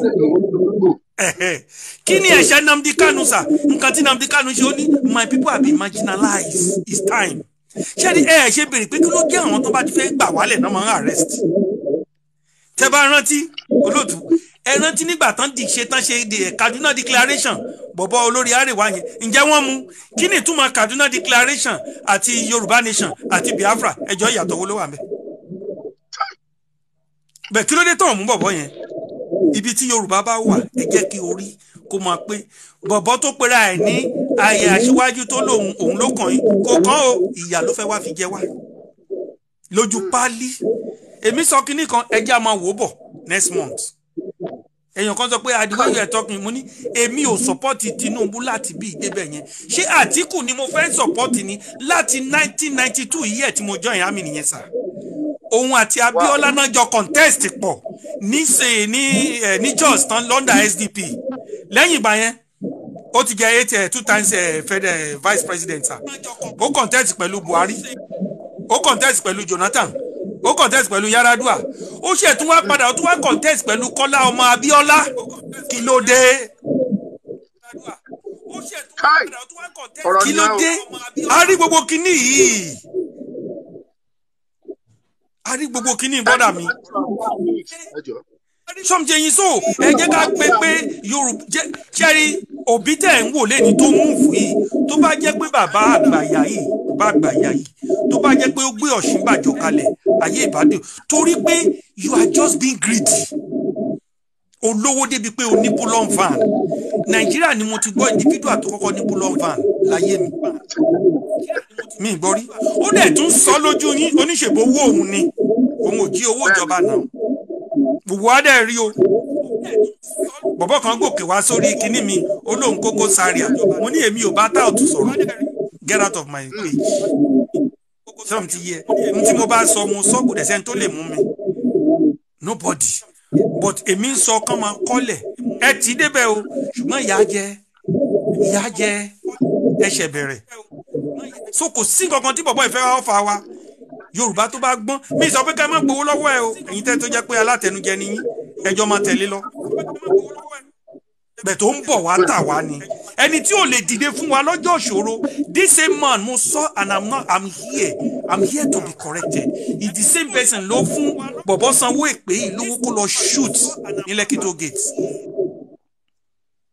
they were massacre people in Lekki Toll Gate bọ̀bọ̀ lórí burúkú ọba arọ tán ń pè ní Olúọmọ tó bọ̀ta ọmọ tí ẹ graduate ní university lamẹ́ríkà ṣùgbọ́n ó kọ́ àwọn ọmọ náà mọ̀ ń fi wọ́n ṣe tọ́gìrì ibi tí orí àwọn Yorùbá ò ti pé ó kó àwọn ọmọ tí ẹ̀ sí America one of his daughter graduated in one of the university in America as a registered nurse ṣùgbọ́n ó kó àwọn ọmọ tiwa ìkan ló ń kúnlé poli ìkan ló ẹ̀wá ń ṣára yín pa ẹ̀ ń ṣára yín torí ọba arọ torí ẹnìkan tí ò lẹ́tẹ̀ kan ẹ wá ń gẹ́ra yín ẹlẹ́yìn support ẹ̀ ó wá bọ́ta ó ní nínú àwọn tán pa ó ní kò sẹ́ni tán pa ní Toll-Gate kí ló dé tó bí wọn ò bọ́ta mo ní bọ̀bọ̀ yìí ẹ wo olóòtú mo sọ̀rọ̀ kan mo ní Yorùbá máa ń pòwe kan sà ó ní tí ọwọ́ ẹni ò bá tèkú dà kò lè béèrè ikú tó pa bàbá ẹ̀ ṣẹ́ríjọ́ tọwọ́ mi bá tèkú dà máa lọ bá Akérédolú ikú tó pa àwọn ènìyàn mi nínú chọ́ọ̀chì yẹn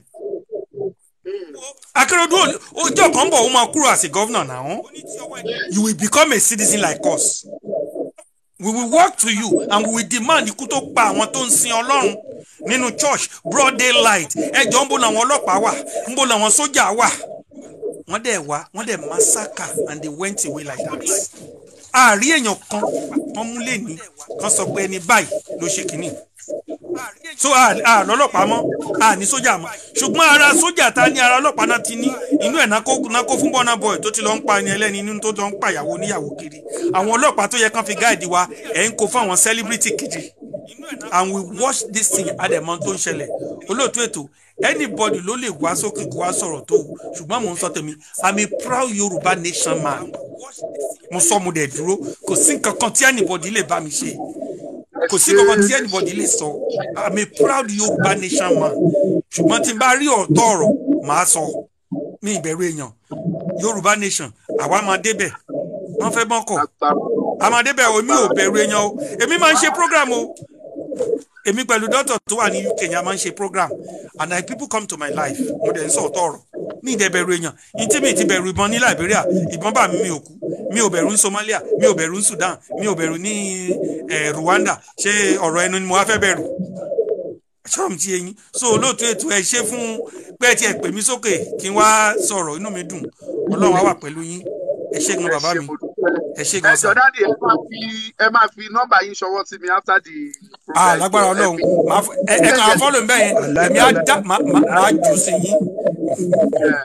ẹjọ kẹ tó lọ àbí ìjà ló fẹ́ sọ̀rọ̀ kẹ tó lọ sà jà ló bá tù yìí o dáàdi fẹ́ gbọ́ ẹ̀kan tó máa lọ.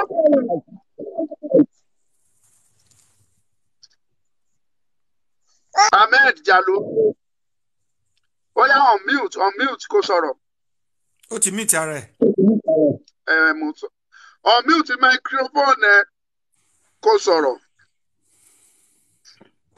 Okay, well ọ̀rọ̀ ẹ̀ pé ó gbàgbé ni ó ti gbàgbé ó mute kìíní yẹn ni ó ti gbàgbé ó ti mute kìíní yẹn. So dáàdi mi ẹ jẹ́ kí n máa fi àsìkò yìí kí n máa fi appreciate yín pé ẹ ṣe gan sa lágbára Ọlọ́run àtẹ̀yìn a máa sọ̀rọ̀ lẹ́yìn ètò inú mi dùn kó tiẹ̀ lè gbọ́ irú ọ̀rọ̀ báyìí lẹ́nu èèyàn bíi ti yín because a ti fi gbà kan ròórò pé ẹ wà bó ṣe ń pa àwọn ọmọ Yorùbá ṣé kò tiẹ̀ sí àwọn ọmọ Yorùbá nínú iṣẹ́ ológun mọ́ ni because àwa ò rí wọn gẹ́gẹ́ bí ọ̀tá wa o àtàwọn ọmọ Yorùbá tó wà lọ́lọ́pàá àwọn tó wà ní Air Force àwọn tó wà ní Navy àwọn tó wà ní Army wọn ò kì í ṣọ̀tá wa àwọn tá à ń jà ìjà òmìnira Yorùbá yìí tá a bá rí wọn lọ́nà èmi máa ń rẹ́rìn sí wọn ni mo máa ń bá wọn yọ̀ ni ọ̀pọ̀lọpọ̀ ọgbà tá a bá kóra wọn tá à ń lọ sí rally tá a fẹ́ ṣe rally tẹ́mi bá rí wọn èmi máa ń bá wọn sọ̀rọ̀ máa ń bá wọn jó máa ń bá wọn yọ̀ ni ìdí ni wípé we are in this mess together. wọ́n mọ̀. àwọn tó jẹ́ ọmọ Yorùbá irú ẹ̀yin náà fẹ́ jẹ́ bí ọmọ Yorùbá síbíkù ọmọ Yorùbá ipò tó yẹ kẹ́ ẹ wà nínú iṣẹ́ àmì ó ṣeé ṣe kó ti fi dùn yín kán fún ẹni tí ò tó yín wọ́n gbé wọn ni kó sọ̀gá yín lórí. olóòtú ẹjọ ẹbí ò dá yín ló bẹ̀rẹ̀ iṣẹ́ nígbà tá a ṣe tán ní Sierra Leone nígbà tá a ṣe tán so a fẹ́ kúrò then mo láyé ìgbà yẹn man yẹn ti kú báyìí Kofi Annan Kofi Annan was the United Nations Secretary yẹn wọ́n ló ń bọ̀ láti wá ọ̀nà wa so àwa wà lórí field and stand by for complete 3 hours ọ̀rọ̀ tẹ́ sọ yìí mo fẹ́ fà yọ so almost 3 hours àṣà rí helicopter yẹn tó ń ra bàbàbàbàbàbà ó wá ń bọ̀ then envoy ẹ̀ ló wá ẹni tó wá represent ẹ̀ àwa wà ní parade we are more than 3,000 on the parade ground láti fún ní guard of honour ṣọ́ọ̀mù tí yín ó wá ń wọ àárín wa ń kọ̀ọ̀kan wá ń wọ àárín wa ń kọ̀ọ̀kan wá ń wọ àárín wa ń kọ̀ọ̀kan ṣe bó ṣe débi tí mo wà má ní ó dẹ̀ dúró pa ó wo mọ́flag ọrùn mi ó wo fìlà mi ó wo gbogbo ẹ̀ ó wá ní MP yẹn mi ní military police ó wá ní ó ní who is a military police ṣe question tó béèrè ṣe níbi tí mo wà yẹn olóòtú mo ti tọ̀ sára ẹ má jẹ́ ń tàn yín o ṣe mọ̀ níbi tí 3,000 people wà kí yẹn wá dúró wájú yín ó wá fi oníkálukú ló máa lẹ unity ẹ ìwọ tó jẹ́ infantry aṣọ kan náà láwọ̀ o bẹ̀ unity ẹ máa wà lápá ẹ o lè jẹ́ infantry o lè jẹ́ amọ̀ o lè jẹ́ medical o lè jẹ́ MP o lè jẹ́ intelligent oníkálukú tilẹ̀ má pa tó wá bèè lọ́wọ́ mo ní who is a military police mo wá dá lóhùn mo ní a military police officer is a soldier that perform police duty within the National Armed Forces ó wá ní kán dọ́bù mẹ́dà mi kán dẹ̀ fún mi ní lieutenant mistake tí màá yẹn wá ṣe ni pé òun ní bá decorate mi pọ̀ náà ẹ̀ jìn adẹ̀ pọ̀ bó ṣe lọ nìyẹn ẹ bèrè pé ta náà lọ fún ní lieutenant yẹn ọmọ aráàlú ọ̀hún ọmọ Haúsá ọ̀rọ̀ tẹ́ ẹ sọ so kì í ṣe pé àmọ́ n tó ń ṣẹlẹ̀ bọ̀ ṣe rí Òṣòkòmọ́lẹ̀ Fáyọ̀ṣe èèyàn búburú ní ọjọ́ orí tiẹ̀ ó sọ̀rọ̀ kan ó ní stomach infrastructure ló ń dààmú àwa Yorùbá ibi tá a ti máa rí jẹ ní mọ́mẹ́ǹtì yẹn Trump ti eyín nígbà tí a bá rí èèyàn tá a mọ̀ pé strength ẹ̀ ò gbé mọ́ a dẹ̀ fẹ́ gbé síbẹ̀ torí pé ó jọmọ Yorùbá a dẹ̀ mọ̀ pé kò sí ní tó lè ṣe fún wa mo sọ kinní kan mo ní ẹ̀yin ará Èkó Olúọmọ ń bọ̀ wá di commissioner of transport yín a máa béèrè kẹ ẹ ṣì máa gbàṣẹ lọ́wọ́ ẹ̀kẹ́ tó bá yàwó yín sùn mo ní ẹ gbé wọlé o mo sọ kò sí nǹkan kan tá a gbádùn lọ́wọ́ Aṣíwájú ní Lagos State nǹkan kan tá a enjoy lọ́wọ́ ẹ̀ ni pé ó gbé agbèrò lẹ̀ àkàbà máa sọ̀rọ̀ alẹ́ lóbi ìdèkó mo ní ṣe wà dọ́mì pé Lagos has been a federal capital territory before Abuja. láti 19 gbọ́rọ́rọ́ láti 1940. gbogbo àwọn president Nàìjíríà Èkó náà wà bẹ́ẹ̀ láti Dr. Nnamdi Azikiwe títí lọ ka Agui Ironsi lórí Yakubu Gowon Muritala Ọbásanjọ́ títí Ṣàgàrí gbogbo wọn Ṣàgàrí ló lé foundation Abuja tẹ́ bá mọ̀ tán máa sọ fún yín. Lagos was the capital city ẹ wá sọ pé Tinubu ló build Èkó kò ń ṣe gbogbo èèyàn lá máa gba tiyín o àwọn èèyàn máa ń attack mi mo ní n tó bá wù ẹ́ ló lè sọ lórí DM ìwọ wá fèsì mi face to face because òótọ́ ọ̀rọ̀ ó máa hard láti sọ ìyí tó bá jọmọ èmi ló kàn ní yín kó gòkè wá káwá ta tán lọ́ bá ń gbọ́ mi àwa ti kọjá arógun màsálẹ̀ mi so èmi ló kàn kọ́ ni mo máa bẹ̀rù nígbà tí mi ò bẹ̀rù bọ́n mi bẹ̀rù Kalashnikov mi bẹ̀rù AK-47 mi bẹ̀rù mortar mi bẹ̀rù ammo tank àwa bẹ̀rù èmi ló kàn ẹ̀rọ o kò jọ ẹ̀ẹ̀kan lèèyàn máa ń kó àǹkúlẹ̀ méjì so ọ̀tọ̀ ọ̀rọ̀ àmọ́ máa sọ ni bàbá mi ò kí ẹ̀ àwọn tó bá jẹ́ ti ẹ̀kan gòkè wá ẹ̀ nídìí àti sọ̀rọ̀ gòkè wá sọ máa béèrè question lọ́wọ́ àwọn èèyàn ẹni tẹ́ ẹ tiẹ̀ ń sọ̀rọ̀ ǹjẹ́ ẹ tiẹ̀ mọ̀ kò sẹ́ni tó mọ̀ nù yín ẹ máa rọ́mọ 25 years mi gòkè ẹlòmíì ò mẹ́tọ́ ń pè ní Jákàndé sà Lateef Jákàndé mo béèrè lọ́wọ́ èèyàn kan rí ta ni mo Bọ́lájí Johnson ẹ mọ̀ ẹ mẹ́ni tó ń jẹ́ kínní ẹni ẹ mọ̀ pé àwọn kan ti wà nbọlẹ̀ wà ńgbà ẹ̀yẹ àti ìbí ńgbà tí Jàkó wà Jákàndé gbogbo estate tẹ́ ẹ̀ enjoy lé ní kiri Jákàndé estate ni. ó kọ́ gbogbo ẹ̀. kí lẹ̀ ń sọ iṣẹ́ ọwọ́ ẹ̀ ni èèyàn kan wá ní bàbá kan tó lo 8 years lo as a governor òun ló build Èkó àbí.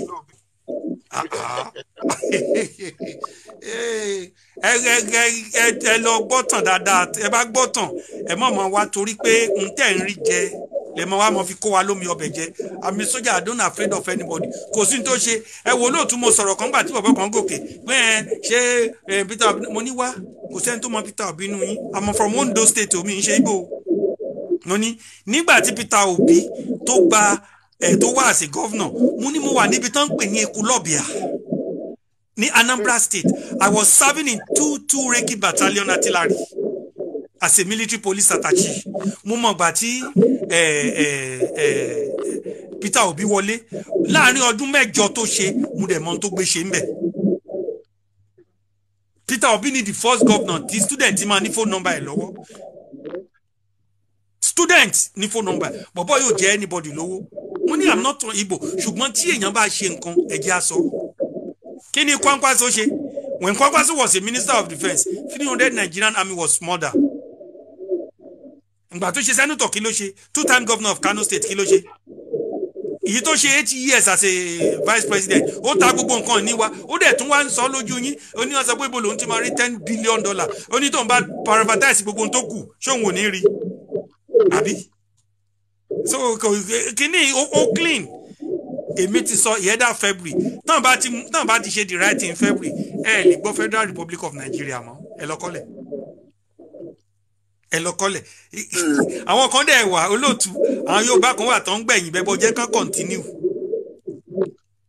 continue tó ń gbẹ̀gún jẹ kán continue ẹjọ́ Mr. Olúwafẹ́mi ti wọlé bóyá a fẹ́ dá sọ̀rọ̀ kí wọ́n jẹ́ kí n gbà. ẹ jẹ́ káwọn náà àwa náà ti máa fẹ́ land up bẹ́yìn ok Mr. Olúwafẹ́mi kí ni opinion yín ká tó máa kábíyèsí ẹ ṣe gan-an.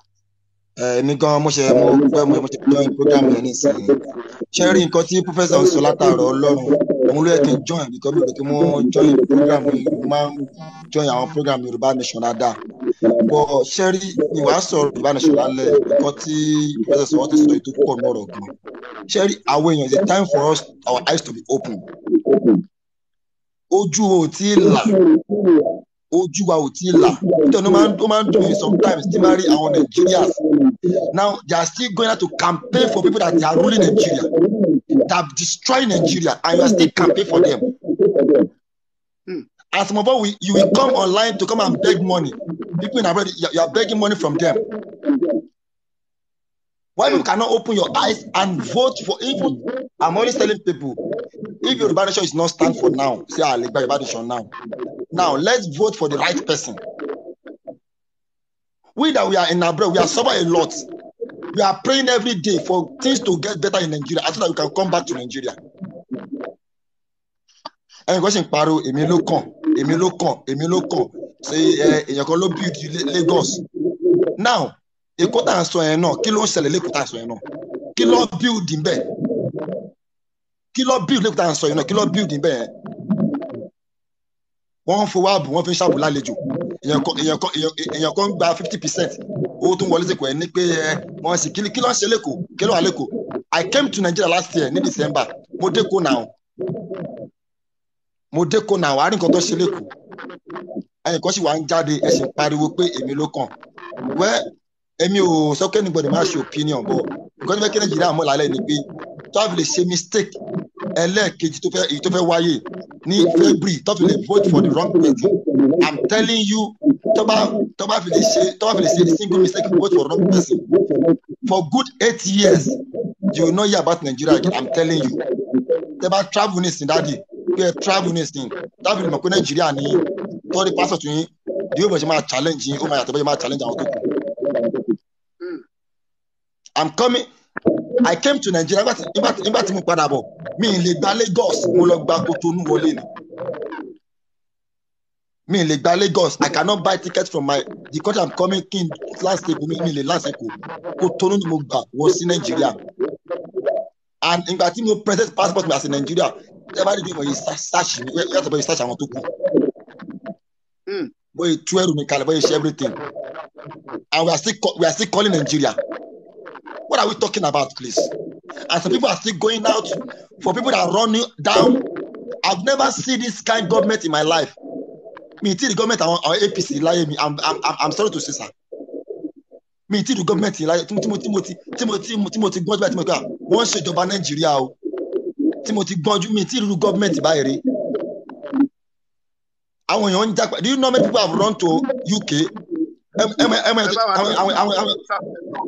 Like. So kí wá l'opinion yín brother mi, kí l'opinion yín? Yes sir, my opinion for every one of us, you understand? Tí Yoruba nation bá ti stand for now, let's vote for the right person. Let's vote for the right.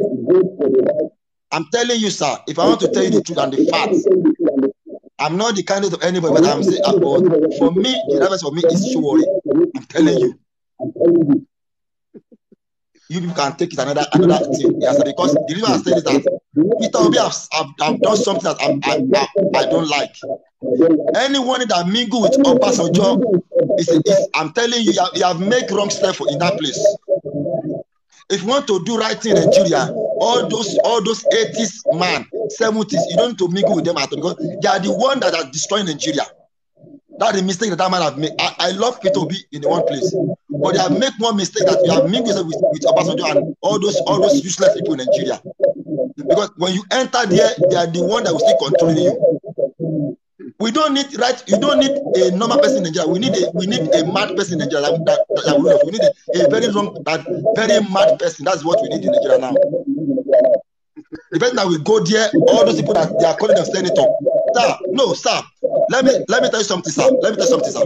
Now we have one and something senators in Nigeria, and they are collecting almost 30-something million in every month, if I don't mistake.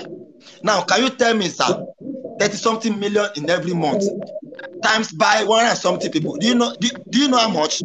And they're not doing anything there. And they're not doing nothing there, sir. Now, this is the first thing that we need to attack. Why some people have did that they're not doing nothing and they're collecting money?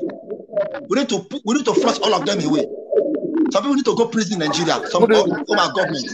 Brother mi Olúwafẹ́mi, ẹ jẹ́ ká fún Òkìkíọlá náà láyè káwọn náà sọ opinion tí wọ́n Òkìkíọlá over to you. Okay, sir. Thank you very much, sir. Good evening, everyone. Okiki lorúkọ mi láti Èkó. My name is Okikiola and I'm in Lagos State. Born bred in Lagos. So I guess who we need right now to the way, you can't be 100% wrong and you can't be 100% right. Even the stop clock corrects twice in a day.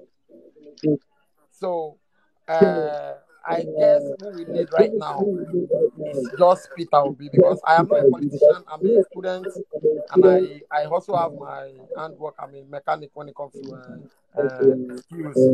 So, but when we take a look at it, when we take a closer look at it, we forget about tribe, we forget about ethnicity, and we forget about godfatherism.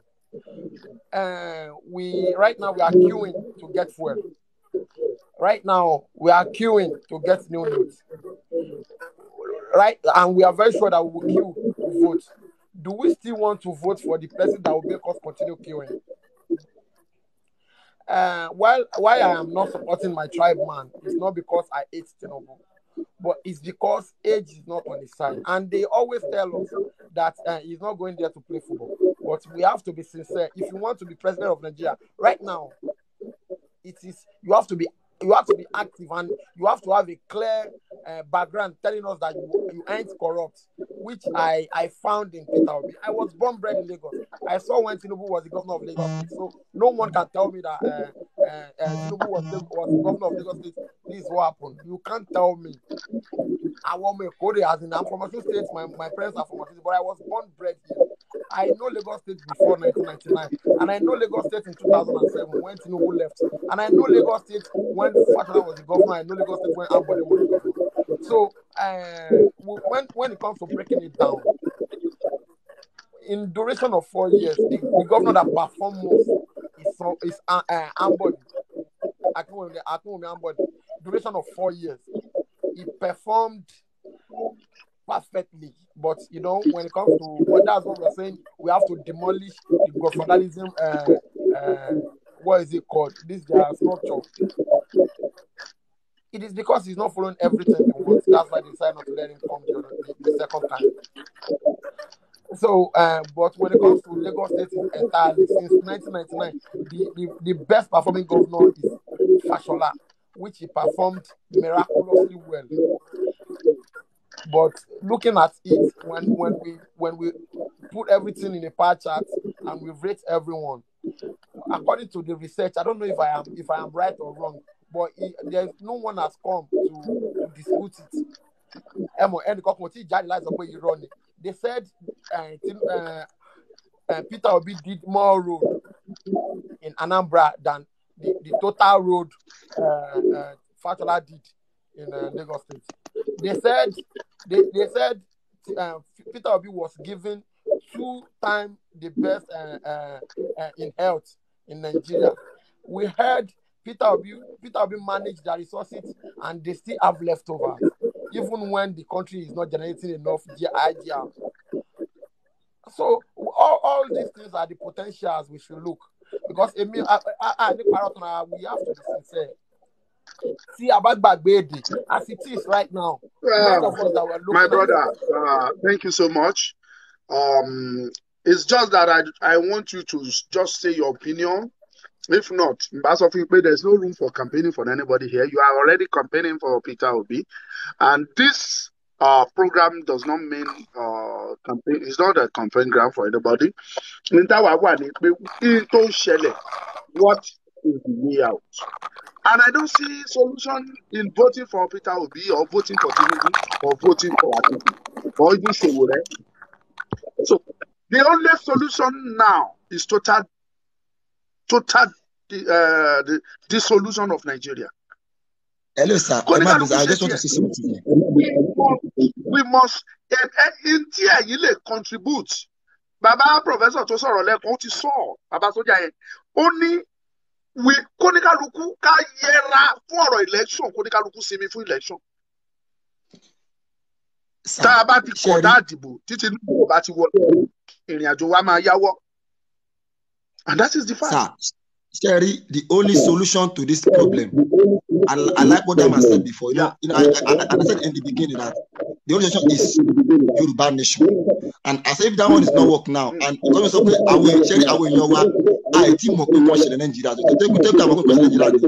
are not able to go out for any election at all.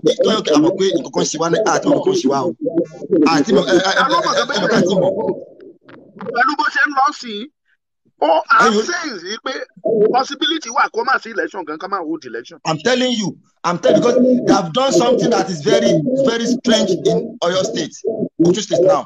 And let me tell you something, if Nigeria not be careful, I'm telling people today, people should hear me very clear. I'm not coming for anybody. I'm a Yoruba nation. Sherry, I'm a Yoruba. Tí a bá lè ṣe mistake ní èyí tá a wà yìí, tí a fi lè mọ nǹkan tá a máa ṣe ní inú ọdún tá a wà yìí, I'm telling you, daddy. You got ibi tá a máa bára in the next 4 years, you will not expect it. I'm telling you. Ibi tá a máa bára in the next 4 years, you will not expect it. I'm telling you. We are still going now to campaign. God bless you. Ẹ ṣé mo dúpẹ́ tọ́wọ́ gbogbo ẹ̀yin ọmọ Yorùbá tí ẹ dúró tì wá látàárọ̀, mo dúpẹ́ lọ́wọ́ gbogbo yín o. Olúwafẹ́mi, mo dúpẹ́ lọ́wọ́ yín. Ẹ̀yin tí àtijọ́ bẹ̀rẹ̀, Papi J, mo dúpẹ́ lọ́wọ́ yín. Bàbá mi Professor Isaac, mo dúpẹ́ lọ́wọ́ yín o. Dúpẹ́ lọ́wọ́ I couldn't recall the name, but gbogbo ẹ̀yin tí àtijọ́ ń ṣètò láti ìgbà tá a ti bẹ̀rẹ̀, mo appreciate gbogbo yín pátápátá. Mo sọ pé ẹ ṣé. Kó tó di pa lọ, ẹ má ṣàlàyé má bá mi. Ó yá, ẹ má double tap, ẹ jẹ́ kí n máa rí like yín yẹn. Ó yá, ẹ jẹ́ kí like yẹn kó máa lọ. Kẹ́dẹ̀ bá mi máa share program yẹn, ẹ jẹ́ kó rìn. Ẹ fi comment yín síbẹ̀, ẹ fi opinion ti yín náà síbẹ̀. This is interactive program. Lágbára Ọlọ́run, ó ṣeé ṣe kẹ́ tún rí wa lọ́la tàbí lọ́túnla. Kọ́lọ́run kó ṣọ́ wa ju ìgbà yẹn lọ. Ẹ̀yin tẹ́lẹ̀ tí follow mi ní TikTok, ó yá, ẹ bẹ̀rẹ̀ sí ní follow mi. Tó bá follow mi, mi náà follow ẹ padà. Do me, I do. You rub my back, I rub your own too. Follow me. Kíṣẹ́ yẹn kó lè ṣe kíni, kó lè máa tẹ̀síwájú. And furthermore, mo appreciate gbogbo ẹ̀yin ọmọ Yorùbá lẹ́ẹ̀kan sí pé ẹ ṣeun o. Ṣùgbọ́n tó wà ń bẹ̀ wá ni wípé èmi o, Omoluka lórúkọ tèmi o. Èmi gbàgbọ́ nínú pé kí ìran Yorùbá dá dúró gẹ́gẹ́ bí orílẹ̀-èdè kan. Torí orílẹ̀-èdè kan ni wá. Mi ò gbàgbọ́ nínú election tí wọ́n fẹ́ ṣe yìí o. Mo dẹ̀ ń bẹ̀ ẹ́ má bá wọn jáde. Ó lè lọ bí ìbò yẹn kó má padà wálé o. Yorùbá aláàánú ara wa, a kì í bára wa jà tó bẹ́ẹ̀ jù bẹ́ẹ̀ lọ, a kì í gbẹ́ kòtò ọ̀tá wa jìn. Ṣùgbọ́n àwọn ọ̀tá wa wọ̀nyí tó ń rí wa yìí, wọn ò kọ ikú o. They are ready to do anything lórí ọ̀rọ̀ election tó ń bọ̀ yìí. Ìwọ ni kó o ṣọ́ra, fa etí ọmọ ẹ kó o wà very careful. Ìbá wa ń sọ ni, ní tá à ń sense, tá à ń gbóhùn ẹ̀, tá à ń fojú rí ni, tá à ń gbọ́ díẹ̀díẹ̀. Ó tiẹ̀ lè ṣeé ṣe gan kó má sí election. Ṣùgbọ́n ẹ jẹ́ ká ṣàdẹ́jú wàhálẹ̀ ká máa wòran. Tó bá tiẹ̀ dẹ̀ máa wáyé, we are very careful. Èmi á gbà ẹ́ lámọ̀ràn, má jáde, jòkó ẹ sínú ilé ẹ bó jẹ́ gàrí mú. Wọ́n mọ bọ́n ṣe ń gbéra wọn síbẹ̀ náà. Ẹ wo tó ṣẹlẹ̀ ní Ọ̀ṣun. Ọ̀tọ̀ lẹni tán dìbò fún táwọn náà sì pé wọlé. Nígbà dé kóòtù wọ́n ti yọ́ dànù, wọ́n ti gbẹ́lò míì sí. Ọ̀gbọ́n náà wọ́n mọ bọ́n ṣe ń ṣe nǹkan wọn. Àmọ̀ràn lèmi fún yín o. Ó yá, ẹ máa bá mi tẹ love, ẹ máa like, ẹ máa love, ẹ máa like, ẹ máa share. Ẹ̀yin tẹ́ ń wò mí direct from the TikTok, direct from YouTube, àtẹ̀yin tẹ́ ń wò mí ní Facebook, ó yá, ẹ máa bá mi share, ẹ máa love, ẹ máa like, ẹ kẹ́dẹ̀ sọ opinion ti yín síbẹ̀. Lágbára Ọlọ́run, we are coming back in full force with another great topic. God will bless you. Ṣé ẹ ti follow host? Ó yá, ẹ follow me. Tí bá ti rí ẹ tó follow me, I will follow you back. Bless you.